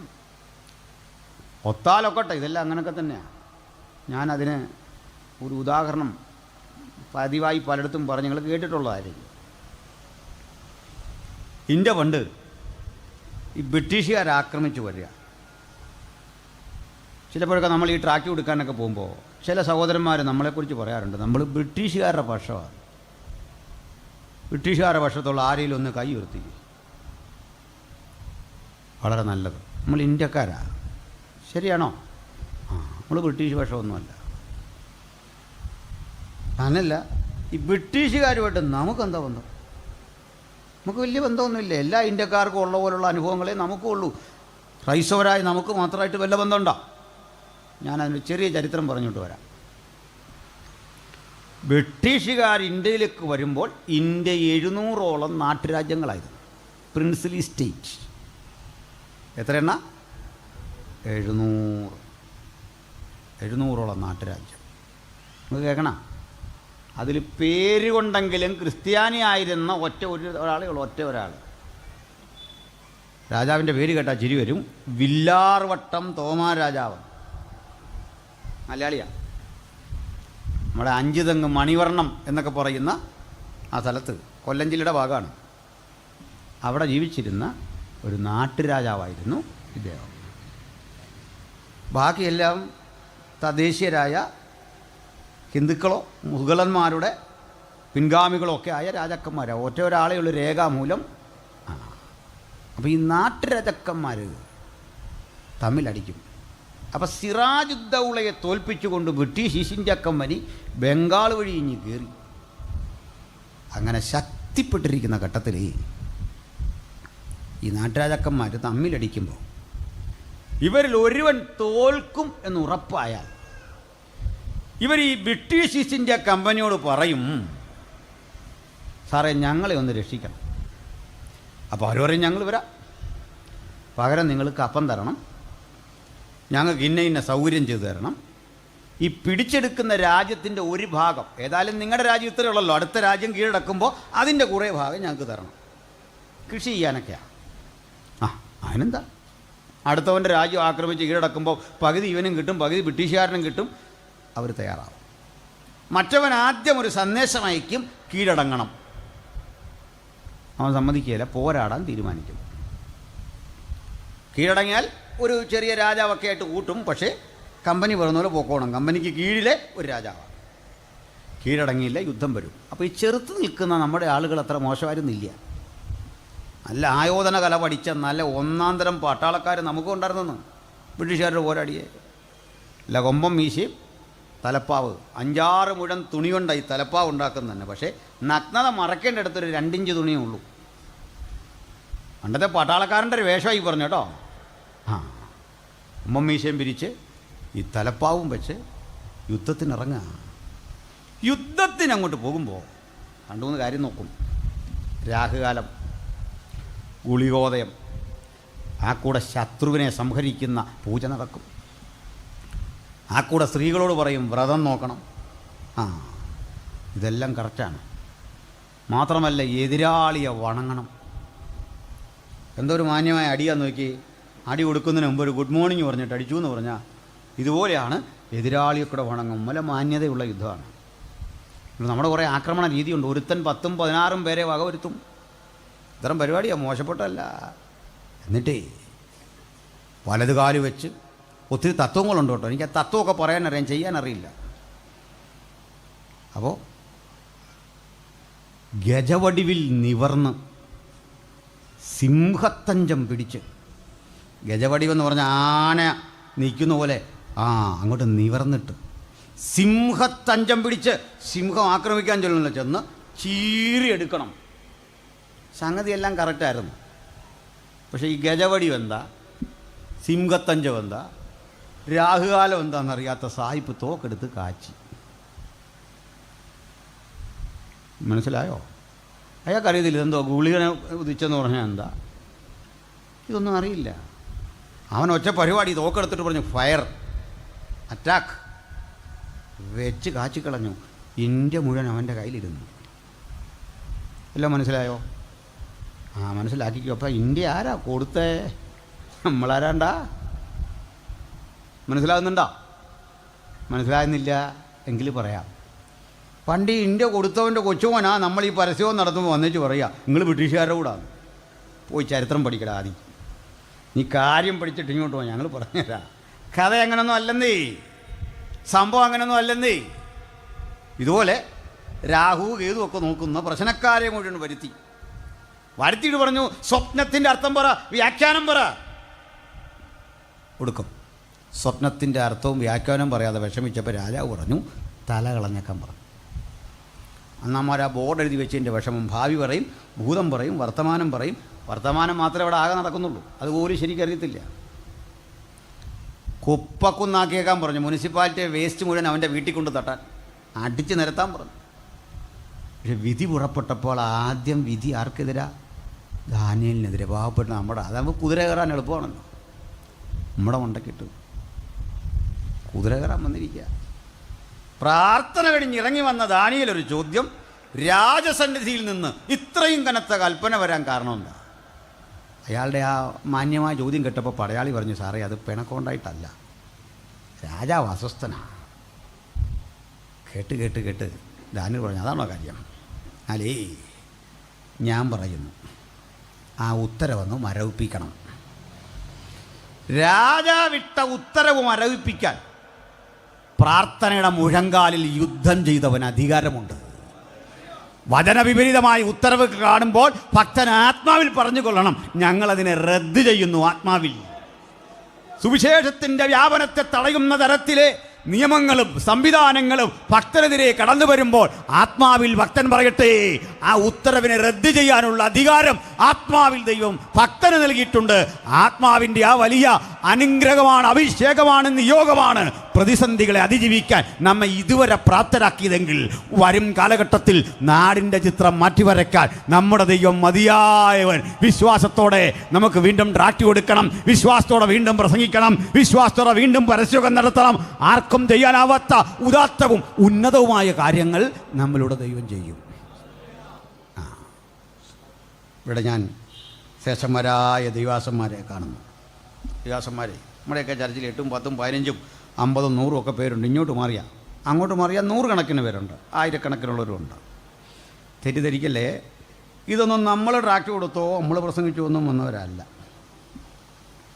നമ്മുടെ പൂർവികർ ഈ ബൈബിളൊന്ന് വെക്കാൻ സൗകര്യമില്ലാതെ, ഒരു ചായ കുടിക്കാൻ സൗകര്യമില്ലാതെ, കല്ലീറ് കൊണ്ടും വേദനിച്ചും ഇതുവഴി തലങ്ങും വിലങ്ങും നടന്നു.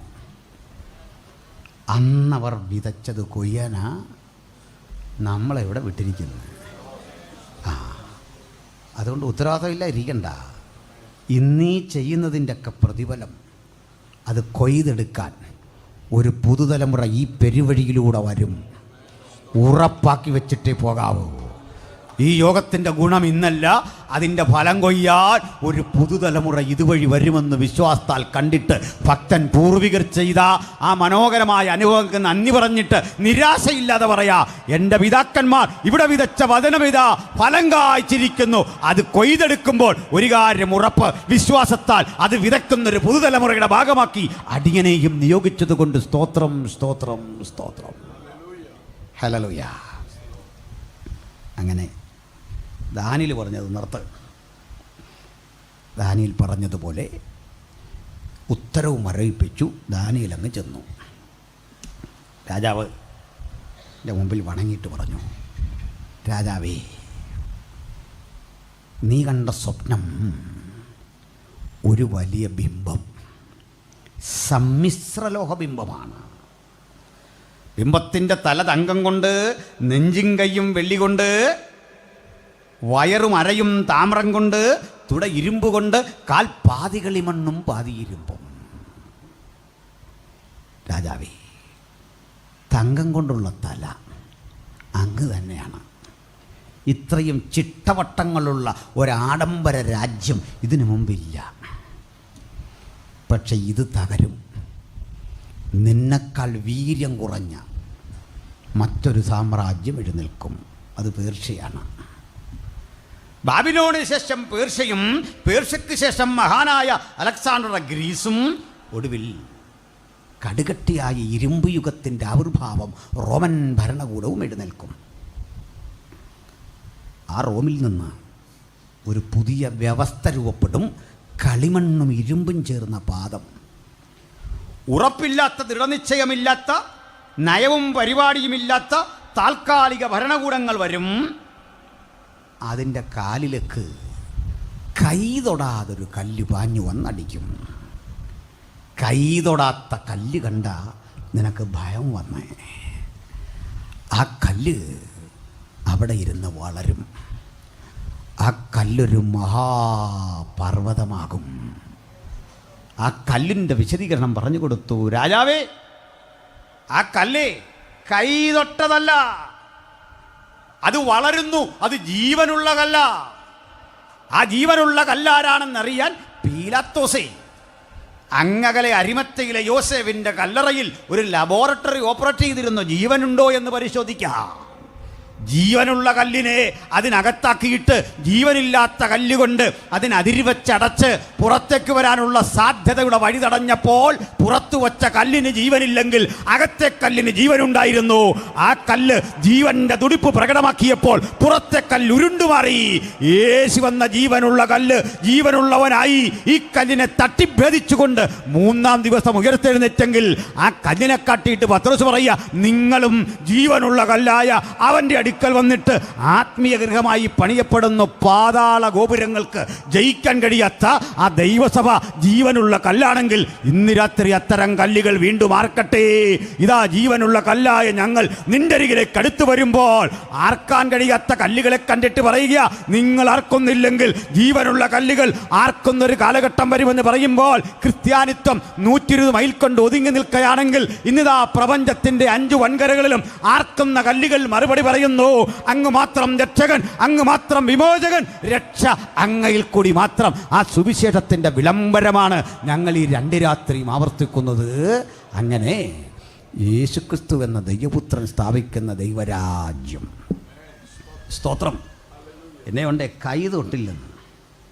എന്താ അതിൻ്റെ അർത്ഥം എന്നറിയട്ടെ? എവിടുന്ന് കല്ല് വന്നാലും ഓർത്തോണം കൈയുടെ സ്പർശമുണ്ട്. എന്നാൽ കൈ തൊട്ടില്ല. എന്താ കാരണമെന്നറിയണ്ടേ? ഒരു കൈയുടെയും ഇടവലരില്ലാതെ അവൻ പുരുഷൻ്റെ ഇഷ്ടത്താൽ പിറവി കൊണ്ടവനല്ല, അവൻ സ്ത്രീയുടെ താല്പര്യത്താൽ പിറവി കൊണ്ടവനല്ല. അങ്ങനെ ഒരുവനെയുള്ളൂ, അത് കർത്താവായ യേശുക്രിസ്തുവാണ്. കാലസമ്പൂർണതയിൽ ദൈവം ജഡത്തിൽ വെളിപ്പെട്ടു. കഴിഞ്ഞ രാത്രി നമ്മളത് വിശകലനം ചെയ്തു. God manifested in flesh. ദൈവം ജഡത്തിൽ വെളിപ്പെട്ടു. അവൻ പുരുഷൻ്റെ ഇഷ്ടത്താലല്ല, സ്ത്രീയുടെ ഇഷ്ടത്താലല്ല. അവൻ പിറവി കൊണ്ടത് എങ്ങനെയാ? ആത്മാവിൽ. പൈതൽ വളർന്നു, ജ്ഞാനം നിറഞ്ഞു, ദൈവകൃപ അവനോടുകൂടെ ഉണ്ടായിരുന്നു. ആ വിടുതൽ അവിടെ സംഭവിച്ചേ. അപ്പോൾ അവിടുന്ന് സ്ഥാപിക്കുന്ന ആ ദൈവരാജ്യത്തെ പറ്റിയാണ് നമ്മൾ പുതിയ നിയമം മുഴുവൻ പറഞ്ഞത്. ഈ പുതിയ നിയമത്തിൽ ഇത് പറയുമ്പോഴല്ല ഉപമകൾ കൊണ്ടാണ് സംസാരിക്കുന്നത്. ഉപമകൾ കൊണ്ട് സംസാരിച്ച് ദൈവരാജ്യത്തെ ഇങ്ങനെ വിശകലനം ചെയ്യുമ്പോൾ ഇവർക്ക് പലർക്കും മനസ്സിലായില്ല. ഒടുവിൽ കർത്താവ് പറഞ്ഞു, ഇനി മുതൽ, ഇപ്പോൾ മുതൽ ഞാൻ സ്പഷ്ടമായിട്ടാണ് ഇനി ആ രാജ്യത്തെ പറ്റി പറയുന്നത്. അതിൻ്റെ ഏറ്റവും മികച്ച വിശദീകരണം കിടക്കുന്നത് വെളിപ്പാട് പുസ്തകത്തിലാണ്. എനിക്ക് അങ്ങോട്ടൂടെ കടന്ന് ഒന്ന് കൺക്ലൂഡ് ചെയ്യണം. കാരണം ഈ വിഷയം വളരെ വിശാലമാണ്, ഒട്ടേറെ അടരുകളുള്ള ഒരു വിഷയമാണ്. നിർദ്ദിഷ്ട സമയത്തിനുള്ളിൽ അത് തീർക്കുകയും ചെയ്യണം. ശ്രദ്ധിക്കണേ പ്രിയരേ, ഈ 4 സാമ്രാജ്യങ്ങളിൽ ഒന്നാം സാമ്രാജ്യമായ ബാബിലോൺ ഇത്രയും കരുത്തുറ്റതായിരുന്നു. ലോകത്തിൽ ഇതുപോലൊരു രാഷ്ട്രമില്ല. ഒത്തിരി പറയാനുണ്ട്. ഞാനിതൊക്കെ ക്ലാസ്സുകളെടുത്ത് യൂട്യൂബിൽ ഇട്ടിട്ടുണ്ട്. 10-25 ക്ലാസ്സുകൾ അവിടെ കിടപ്പുണ്ട്. ആരൊക്കെയോ ഇട്ടിട്ടുണ്ട്. അങ്ങനെ കിടക്കുന്ന ഇത് നിങ്ങൾ യൂട്യൂബിൽ ഇട്ടു എന്ന് ഓർത്ത് കുഴപ്പമൊന്നുമില്ല. കഴിവതും ഈ ഇടുന്ന ടൈറ്റിൽ ഇച്ചിരി വൃത്തിയായിരിക്കണം, അതേ ഉള്ളൂ. എൻ്റെ ഒരു ഫോട്ടോയൊക്കെ ഇട്ടിട്ട് ഈ ക്ലബ് ഹൗസിലെ ചർച്ചയൊക്കെ വളരെ വൾഗറായൊരു ടൈറ്റിൽ ചില മഹാന്മാർ ഇട്ടതോടുകൂടി ഞാൻ ചർച്ചയെ നിർത്തിക്കളഞ്ഞു. ഒത്തിരി കാല് പിടിച്ച് അങ്ങനെ ചെയ്യരുതേ. കാരണം നമ്മുടെ ഫോട്ടോയും കാണും, ഒരു വൾഗറായ ടൈറ്റിലും കാണും. ഞാൻ പറഞ്ഞായിട്ടൊരു ബന്ധവും കാണത്തില്ല. അവിടെ ഞാൻ ആ ചർച്ചയെല്ലാം അങ്ങ് നിർത്തി. ഇത് മര്യാദക്കൊക്കെ ചെയ്യും. ഒരാളിത് യൂട്യൂബിൽ ഇട്ടു നിർത്ത് കേസെടുക്കാനൊന്നുമില്ല, നിങ്ങൾ ഇട്ടോ. പക്ഷേ ഇടുന്ന ടൈറ്റിൽ ഒരല്പം അല്ലേ, അതൊക്കെ ഉള്ളൂ. ഇപ്പോൾ ലൈവായിട്ട് കണ്ടുകൊണ്ടിരിക്കുക.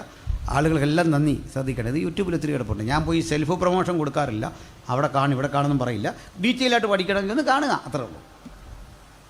ഇവിടെ ഈ രാജാവിൻ്റെ കാലശേഷം 1-2 രാജാക്കന്മാർ കൂടെ ശേഷം അയാളുടെ ചെറുമകനായ ഗ്രാൻഡ്സണായ ബേൽഷസർ അധികാരത്തിൽ വന്നു.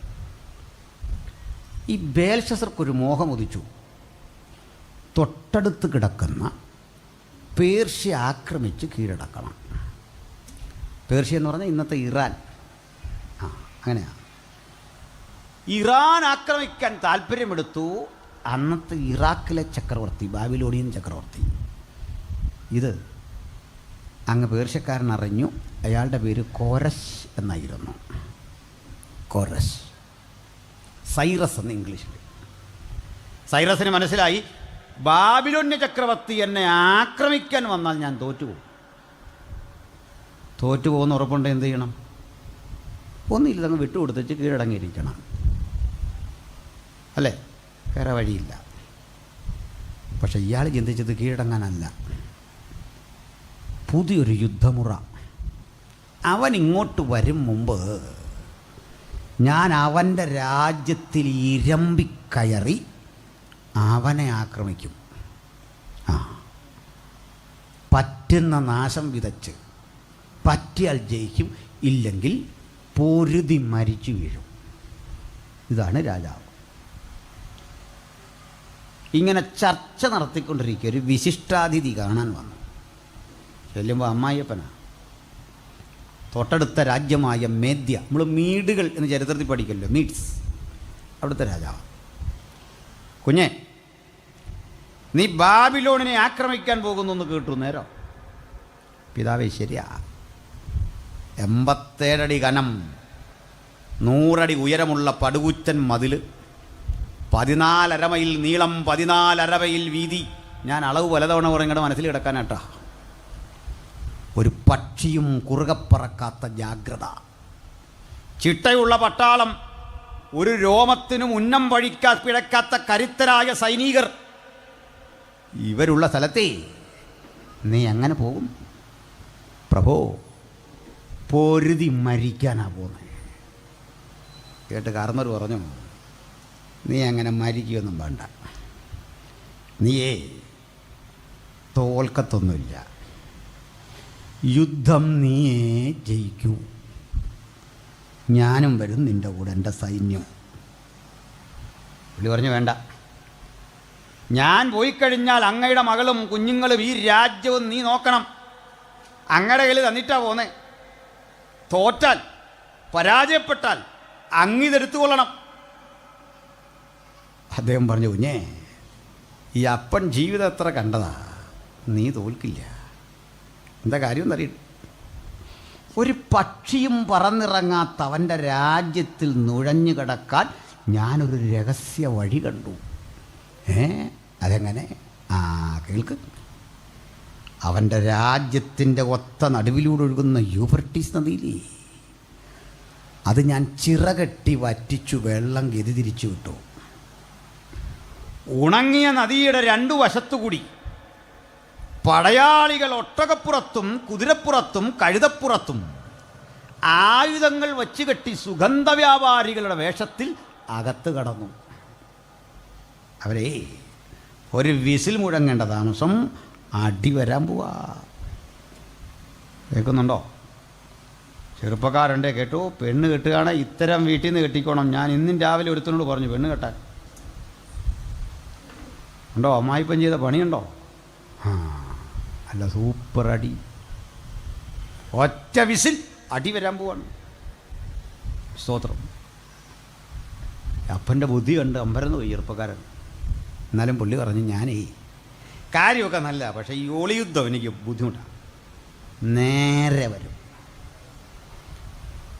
അപ്പോഴങ്ങനെ പോരെ. ഇദ്ദേഹം നേരെ ഇങ്ങ് വരുമ്പോൾ 100 കതകം പ്രവേശന കവാടമുണ്ടല്ലോ, അത് മലർക്ക തുറന്നു കിടക്കുന്നു. ബൈബിളിൽ നിന്നുള്ള വായിച്ച് കേൾപ്പിക്കാം. ഇന്ത്യ പോയോ വായിച്ച ആൾ? നിർണായക സമയത്ത് സ്ഥലം വിട്ട് കളഞ്ഞു. യെശയ്യാപ്രവചനം 45:1 മുതൽ ഒന്ന് വായിച്ചുകൊള്ളൂ. 45:1 മുതൽ പെട്ടെന്ന് വായിക്കണം.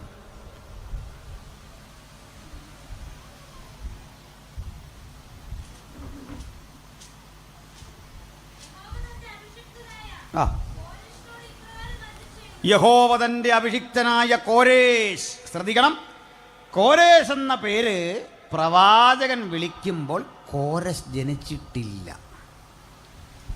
കോരേശിൻ്റെ അപ്പൻ ജനിച്ചിട്ടുണ്ട്, അപ്പനും ജനിച്ചിട്ടില്ല, മുത്തശ്ശൻ ജനിച്ചിട്ടുണ്ട്.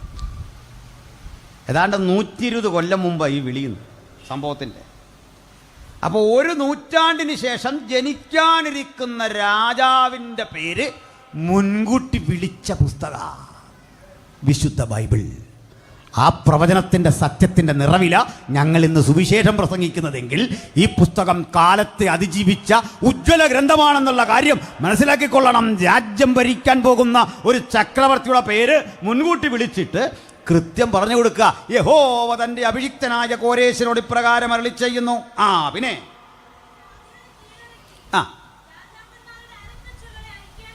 അല്ലയോ കോരേശ്, നീ രാജ്യങ്ങളെ കീഴടക്കി രാജാക്കന്മാരുടെ അരക്കച്ചകളെ അഴിക്കും. പിന്നെ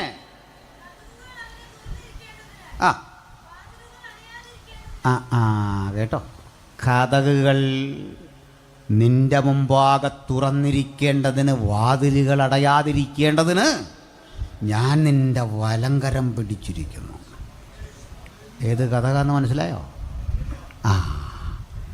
ഈ ബാബിലോന്യ കോട്ടയ്ക്ക് അടിസ്ഥാനമിടുന്നവൻ ജനിക്കും മുമ്പേ, തച്ചുശാസ്ത്ര വിദഗ്ധൻ ഇതിന് നേതൃത്വം കൊടുക്കും മുമ്പേ, ഇതിൽ കട്ടളയും ഓടാമ്പലും ഒക്കെ വച്ചു പിടിപ്പിക്കുന്ന ആ പണി ചെയ്യുന്ന വിദഗ്ധന്മാർ ജനിക്കും മുമ്പ് ആത്മാവിൽ കണ്ടിട്ട് യെശയ്യാ പറയുക, ഞാൻ നിനക്ക് മുമ്പായി അങ്ങ് ചെല്ലും, ഞാൻ നിന്റെ വലങ്കരത്തിൽ കടന്നു പിടിക്കും. നീ ചെല്ലുമ്പോൾ കതകുകൾ അടയാതിരിക്കേണ്ടതിന്, വാതിലുകൾ തുറന്നിരിക്കേണ്ടതിന് ഞാൻ നിന്റെ വലങ്കൈ പിടിച്ചിരിക്കുന്നു. പിന്നെ ആ ആ ആ ഞാൻ നിൻ്റെ മുമ്പാകെ ചെന്ന് താമ്രവാതിൽ തകർക്കും, ഇരുമ്പോടാമ്പൽ കണ്ണിച്ച് കളയും. ഏതാ ഇരുമ്പോടാമ്പൽ മനസ്സിലായോ? ആ ഞാനേ തുടക്കത്തിൽ ഇതൊക്കെ പറഞ്ഞപ്പോൾ നിങ്ങളീ പലരും മര്യാദയ്ക്കിരുന്ന് ഉറങ്ങുന്ന ഞാൻ കണ്ടു. നിങ്ങളെ ശല്യപ്പെടുത്തുന്നുണ്ടല്ലോ എന്ന് കരുതി ഞാൻ ശാന്തമായിട്ട് പറയുകയും ചെയ്തു.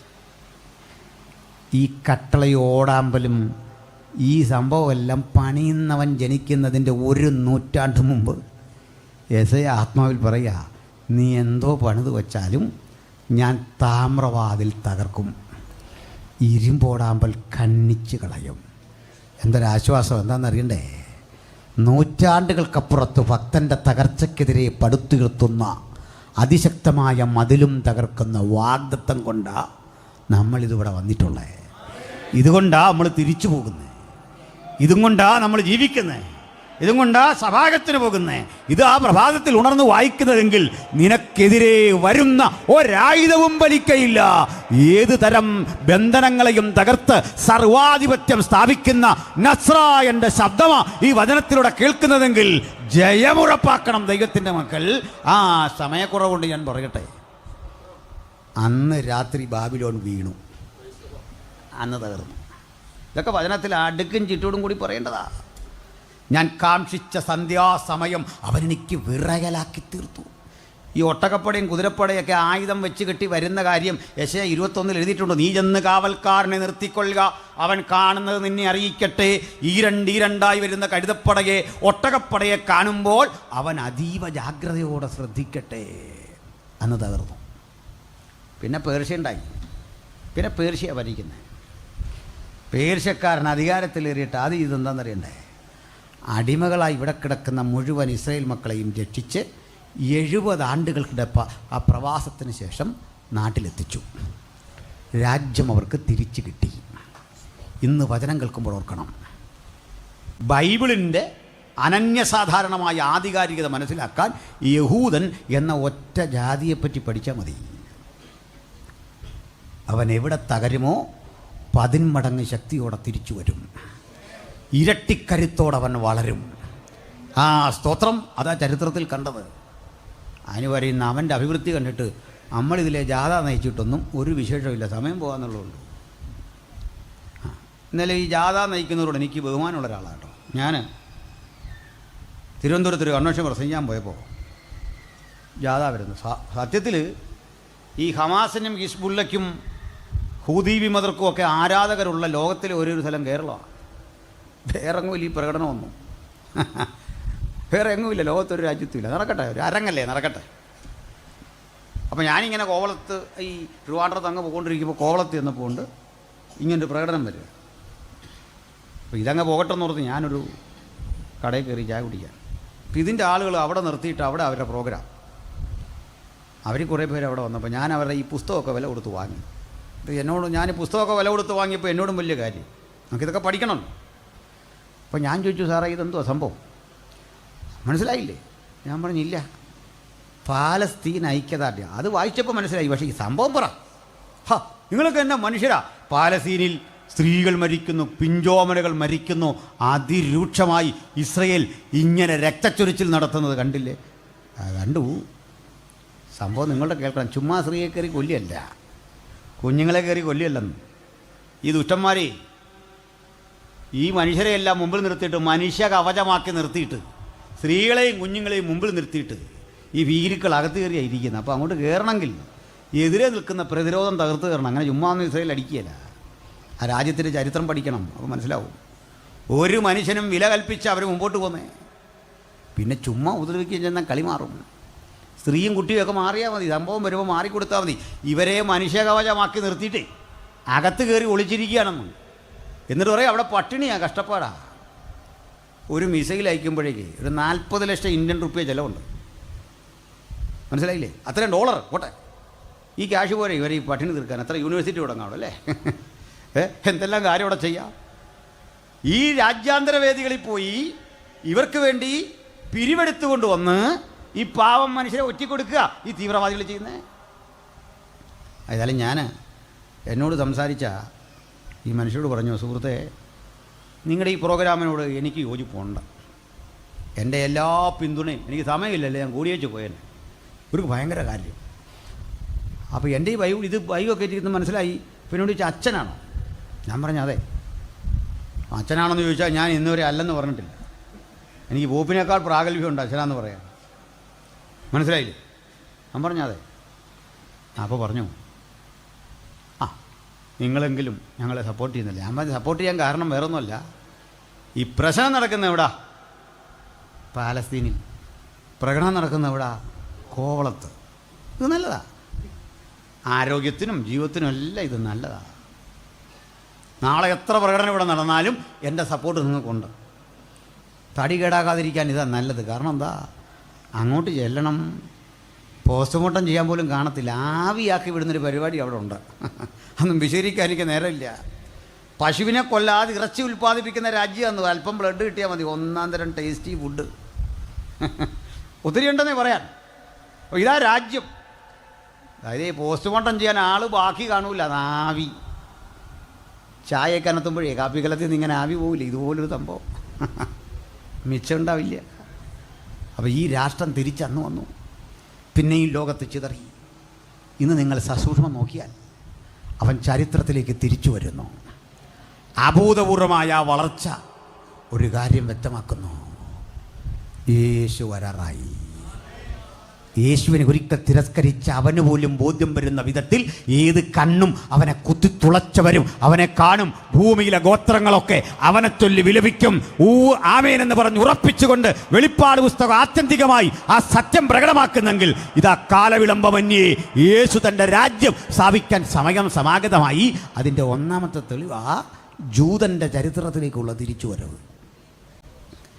അടിച്ച് നിരത്തി ഉന്മൂലനം ചെയ്ത അവൻ ചരിത്രത്തിൽ തിരിച്ചു വന്നെങ്കിൽ നിങ്ങൾക്കറിയണ്ടേ, ലോകത്തേറ്റവും അധികം ആയുധം ഉൽപ്പാദിപ്പിക്കുന്ന രാജ്യമാണ് ഇപ്പോൾ.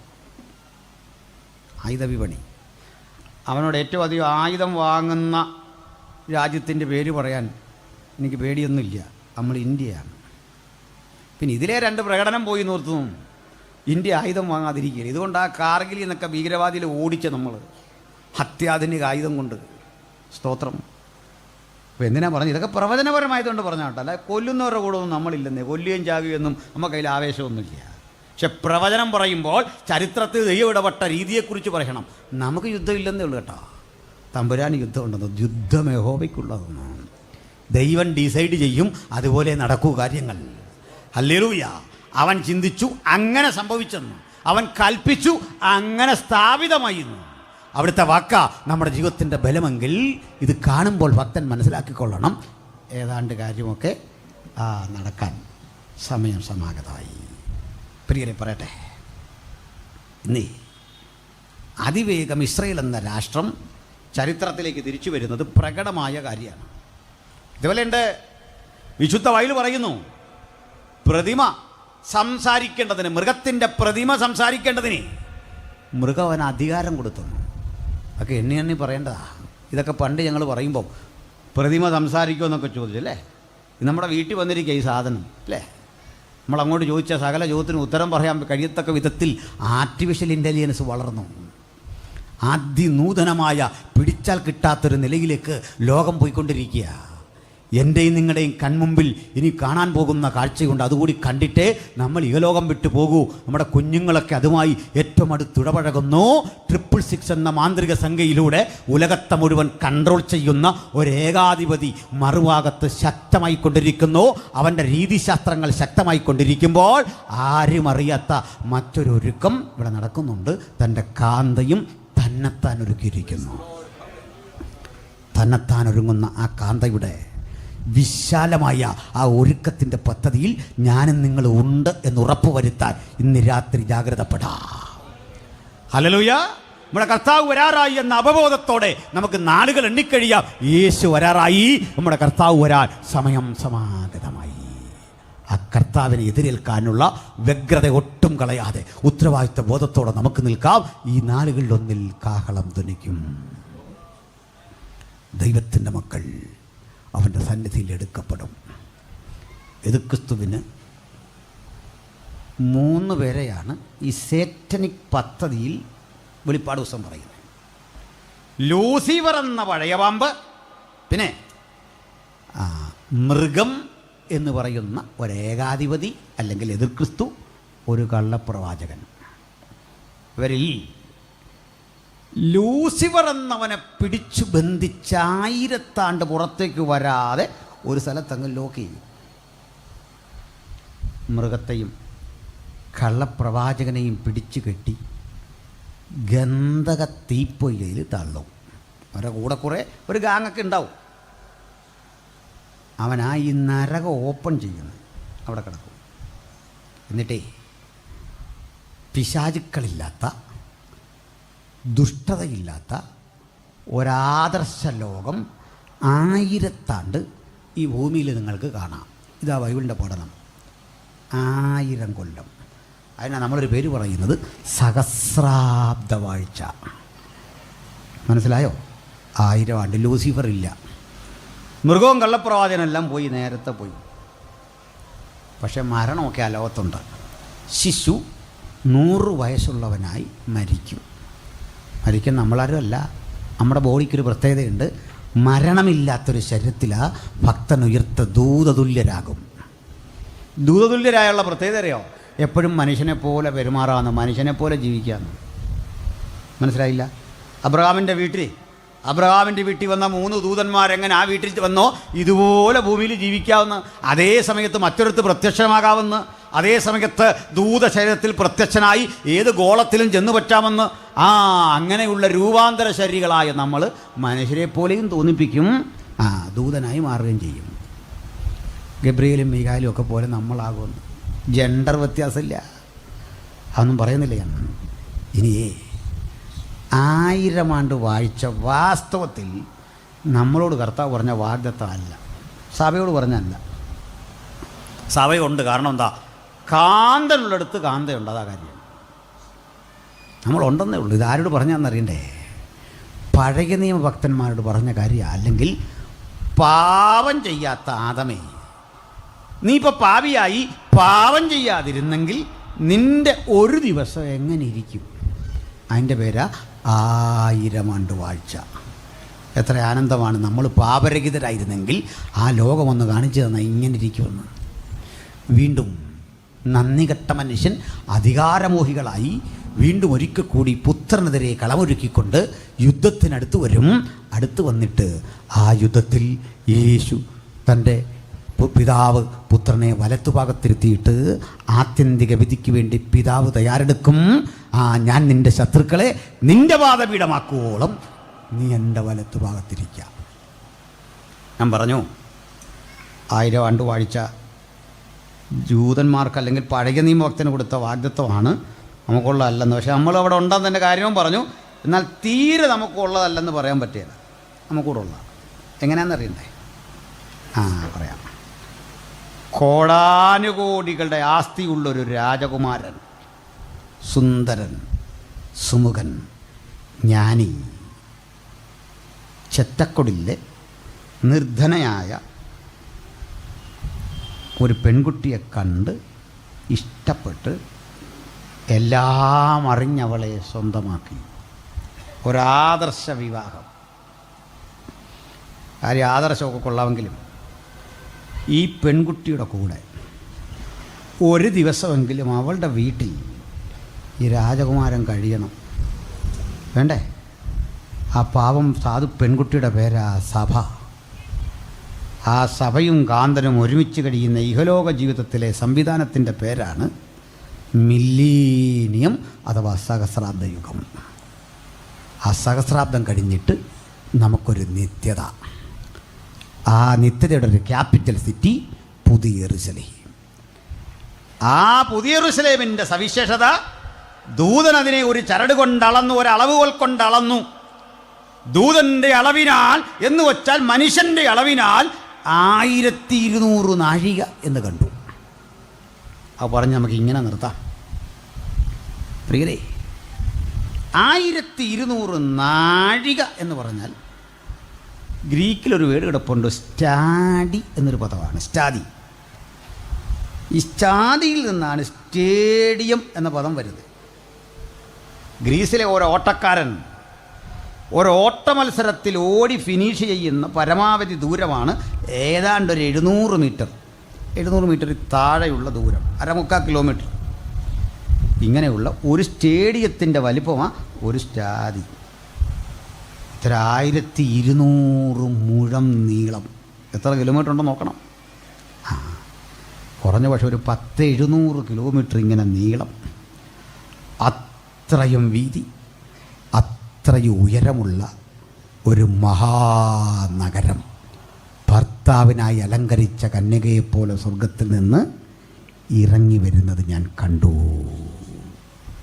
കുഞ്ഞാടതിൻ്റെ വിളക്കായി എണ്ണമില്ലാത്ത യുഗങ്ങൾ തൻ്റെ കാന്ത അവനൊപ്പം നിലകൊള്ളുന്ന മനോഹര നിമിഷം കാർത്ത് നമുക്കിന്ന് ജാഗരിച്ചിട്ട് പറയാം, അങ്ങ് വരും. ആ രാജ്യം ശക്തം, ആ രാജ്യം വ്യക്തം. ഞങ്ങളവിടെ നിൻ്റെ കാന്തയായി എണ്ണമറ്റ യുഗങ്ങൾ നിനക്കൊപ്പം പാർക്കും. ആ പ്രത്യാശ ഉള്ളിലുള്ള ദൈവമക്കൾ അറിയുക. ഇഹലോകത്തിലെ കഷ്ടങ്ങൾ സാരമില്ല, വേദനകൾ സാരമില്ല. നാം അവനെ എതിരേൽക്കാൻ എടുക്കപ്പെടാൻ സമയം സമാഗതമായി. ഹല്ലേലൂയ. ഞാൻ ഇതൊക്കെ ഒരു ക്ലാസ് ആയിട്ട് ഒരിടത്തെടുത്തു. കേട്ടിരുന്നൊരു പയ്യൻ ചോദിച്ചു, നമ്മളിങ്ങനെ അവിടെ ചെന്ന് ഈ പ്രതിഫലമെല്ലാം വാങ്ങി സന്തോഷത്തോടിങ്ങനെ കഴിയുമ്പോൾ കണ്ടവാനം കിരീടങ്ങൾ നമുക്കെല്ലാം കിട്ടി, സത്യത്തിൽ നമുക്ക് ലൂസിഫറിന് പറ്റുമോ പറ്റുമോ അഹങ്കാരം കാരണം? ഞാൻ പറഞ്ഞില്ല. മനുഷ്യൻ്റെ കാര്യമല്ലേ, നമ്മുടെ ആൾക്കാരല്ലേ പുള്ളി ചോദിച്ചാ. ഞാൻ ഓർത്തപ്പോൾ അതിനകത്തൊരു നേരമുണ്ട് അല്ലേ? അതിനകത്തൊരു സംശയത്തിനൊരു കാരണമുണ്ട്. അപ്പോൾ ഞാൻ പറഞ്ഞു, നമ്മൾ ദൂതതുല്യരാകും. അങ്ങനെ ദൂതനല്ലേ ഈ പണി കാണിച്ച്, പിന്നെ ദൂതതുല്യൻ്റെ കാര്യം പറയാനുണ്ടോ? അപ്പോൾ അവൻ പറയുന്ന ഈ കാര്യമുണ്ട്, എനിക്ക് മനസ്സിലായി.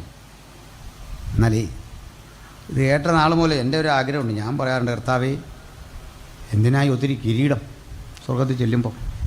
കഴിഞ്ഞ ദിവസവും ഞാൻ പറഞ്ഞു, കണ്ടവാനം കിരീടം ഒന്നും തന്നില്ലെങ്കിലും മര്യാദയ്ക്ക് അങ്ങ് ചെല്ലാൻ പറ്റിയാൽ മതി അല്ലേ? ഹല്ലേലൂയ അല്ലേ? കാരണം ഈ കിരീടത്തെക്കാൾ വിലപിടിപ്പുള്ള ഒരാളവിടെ ഉണ്ട്, അത് യേശുവാണ്.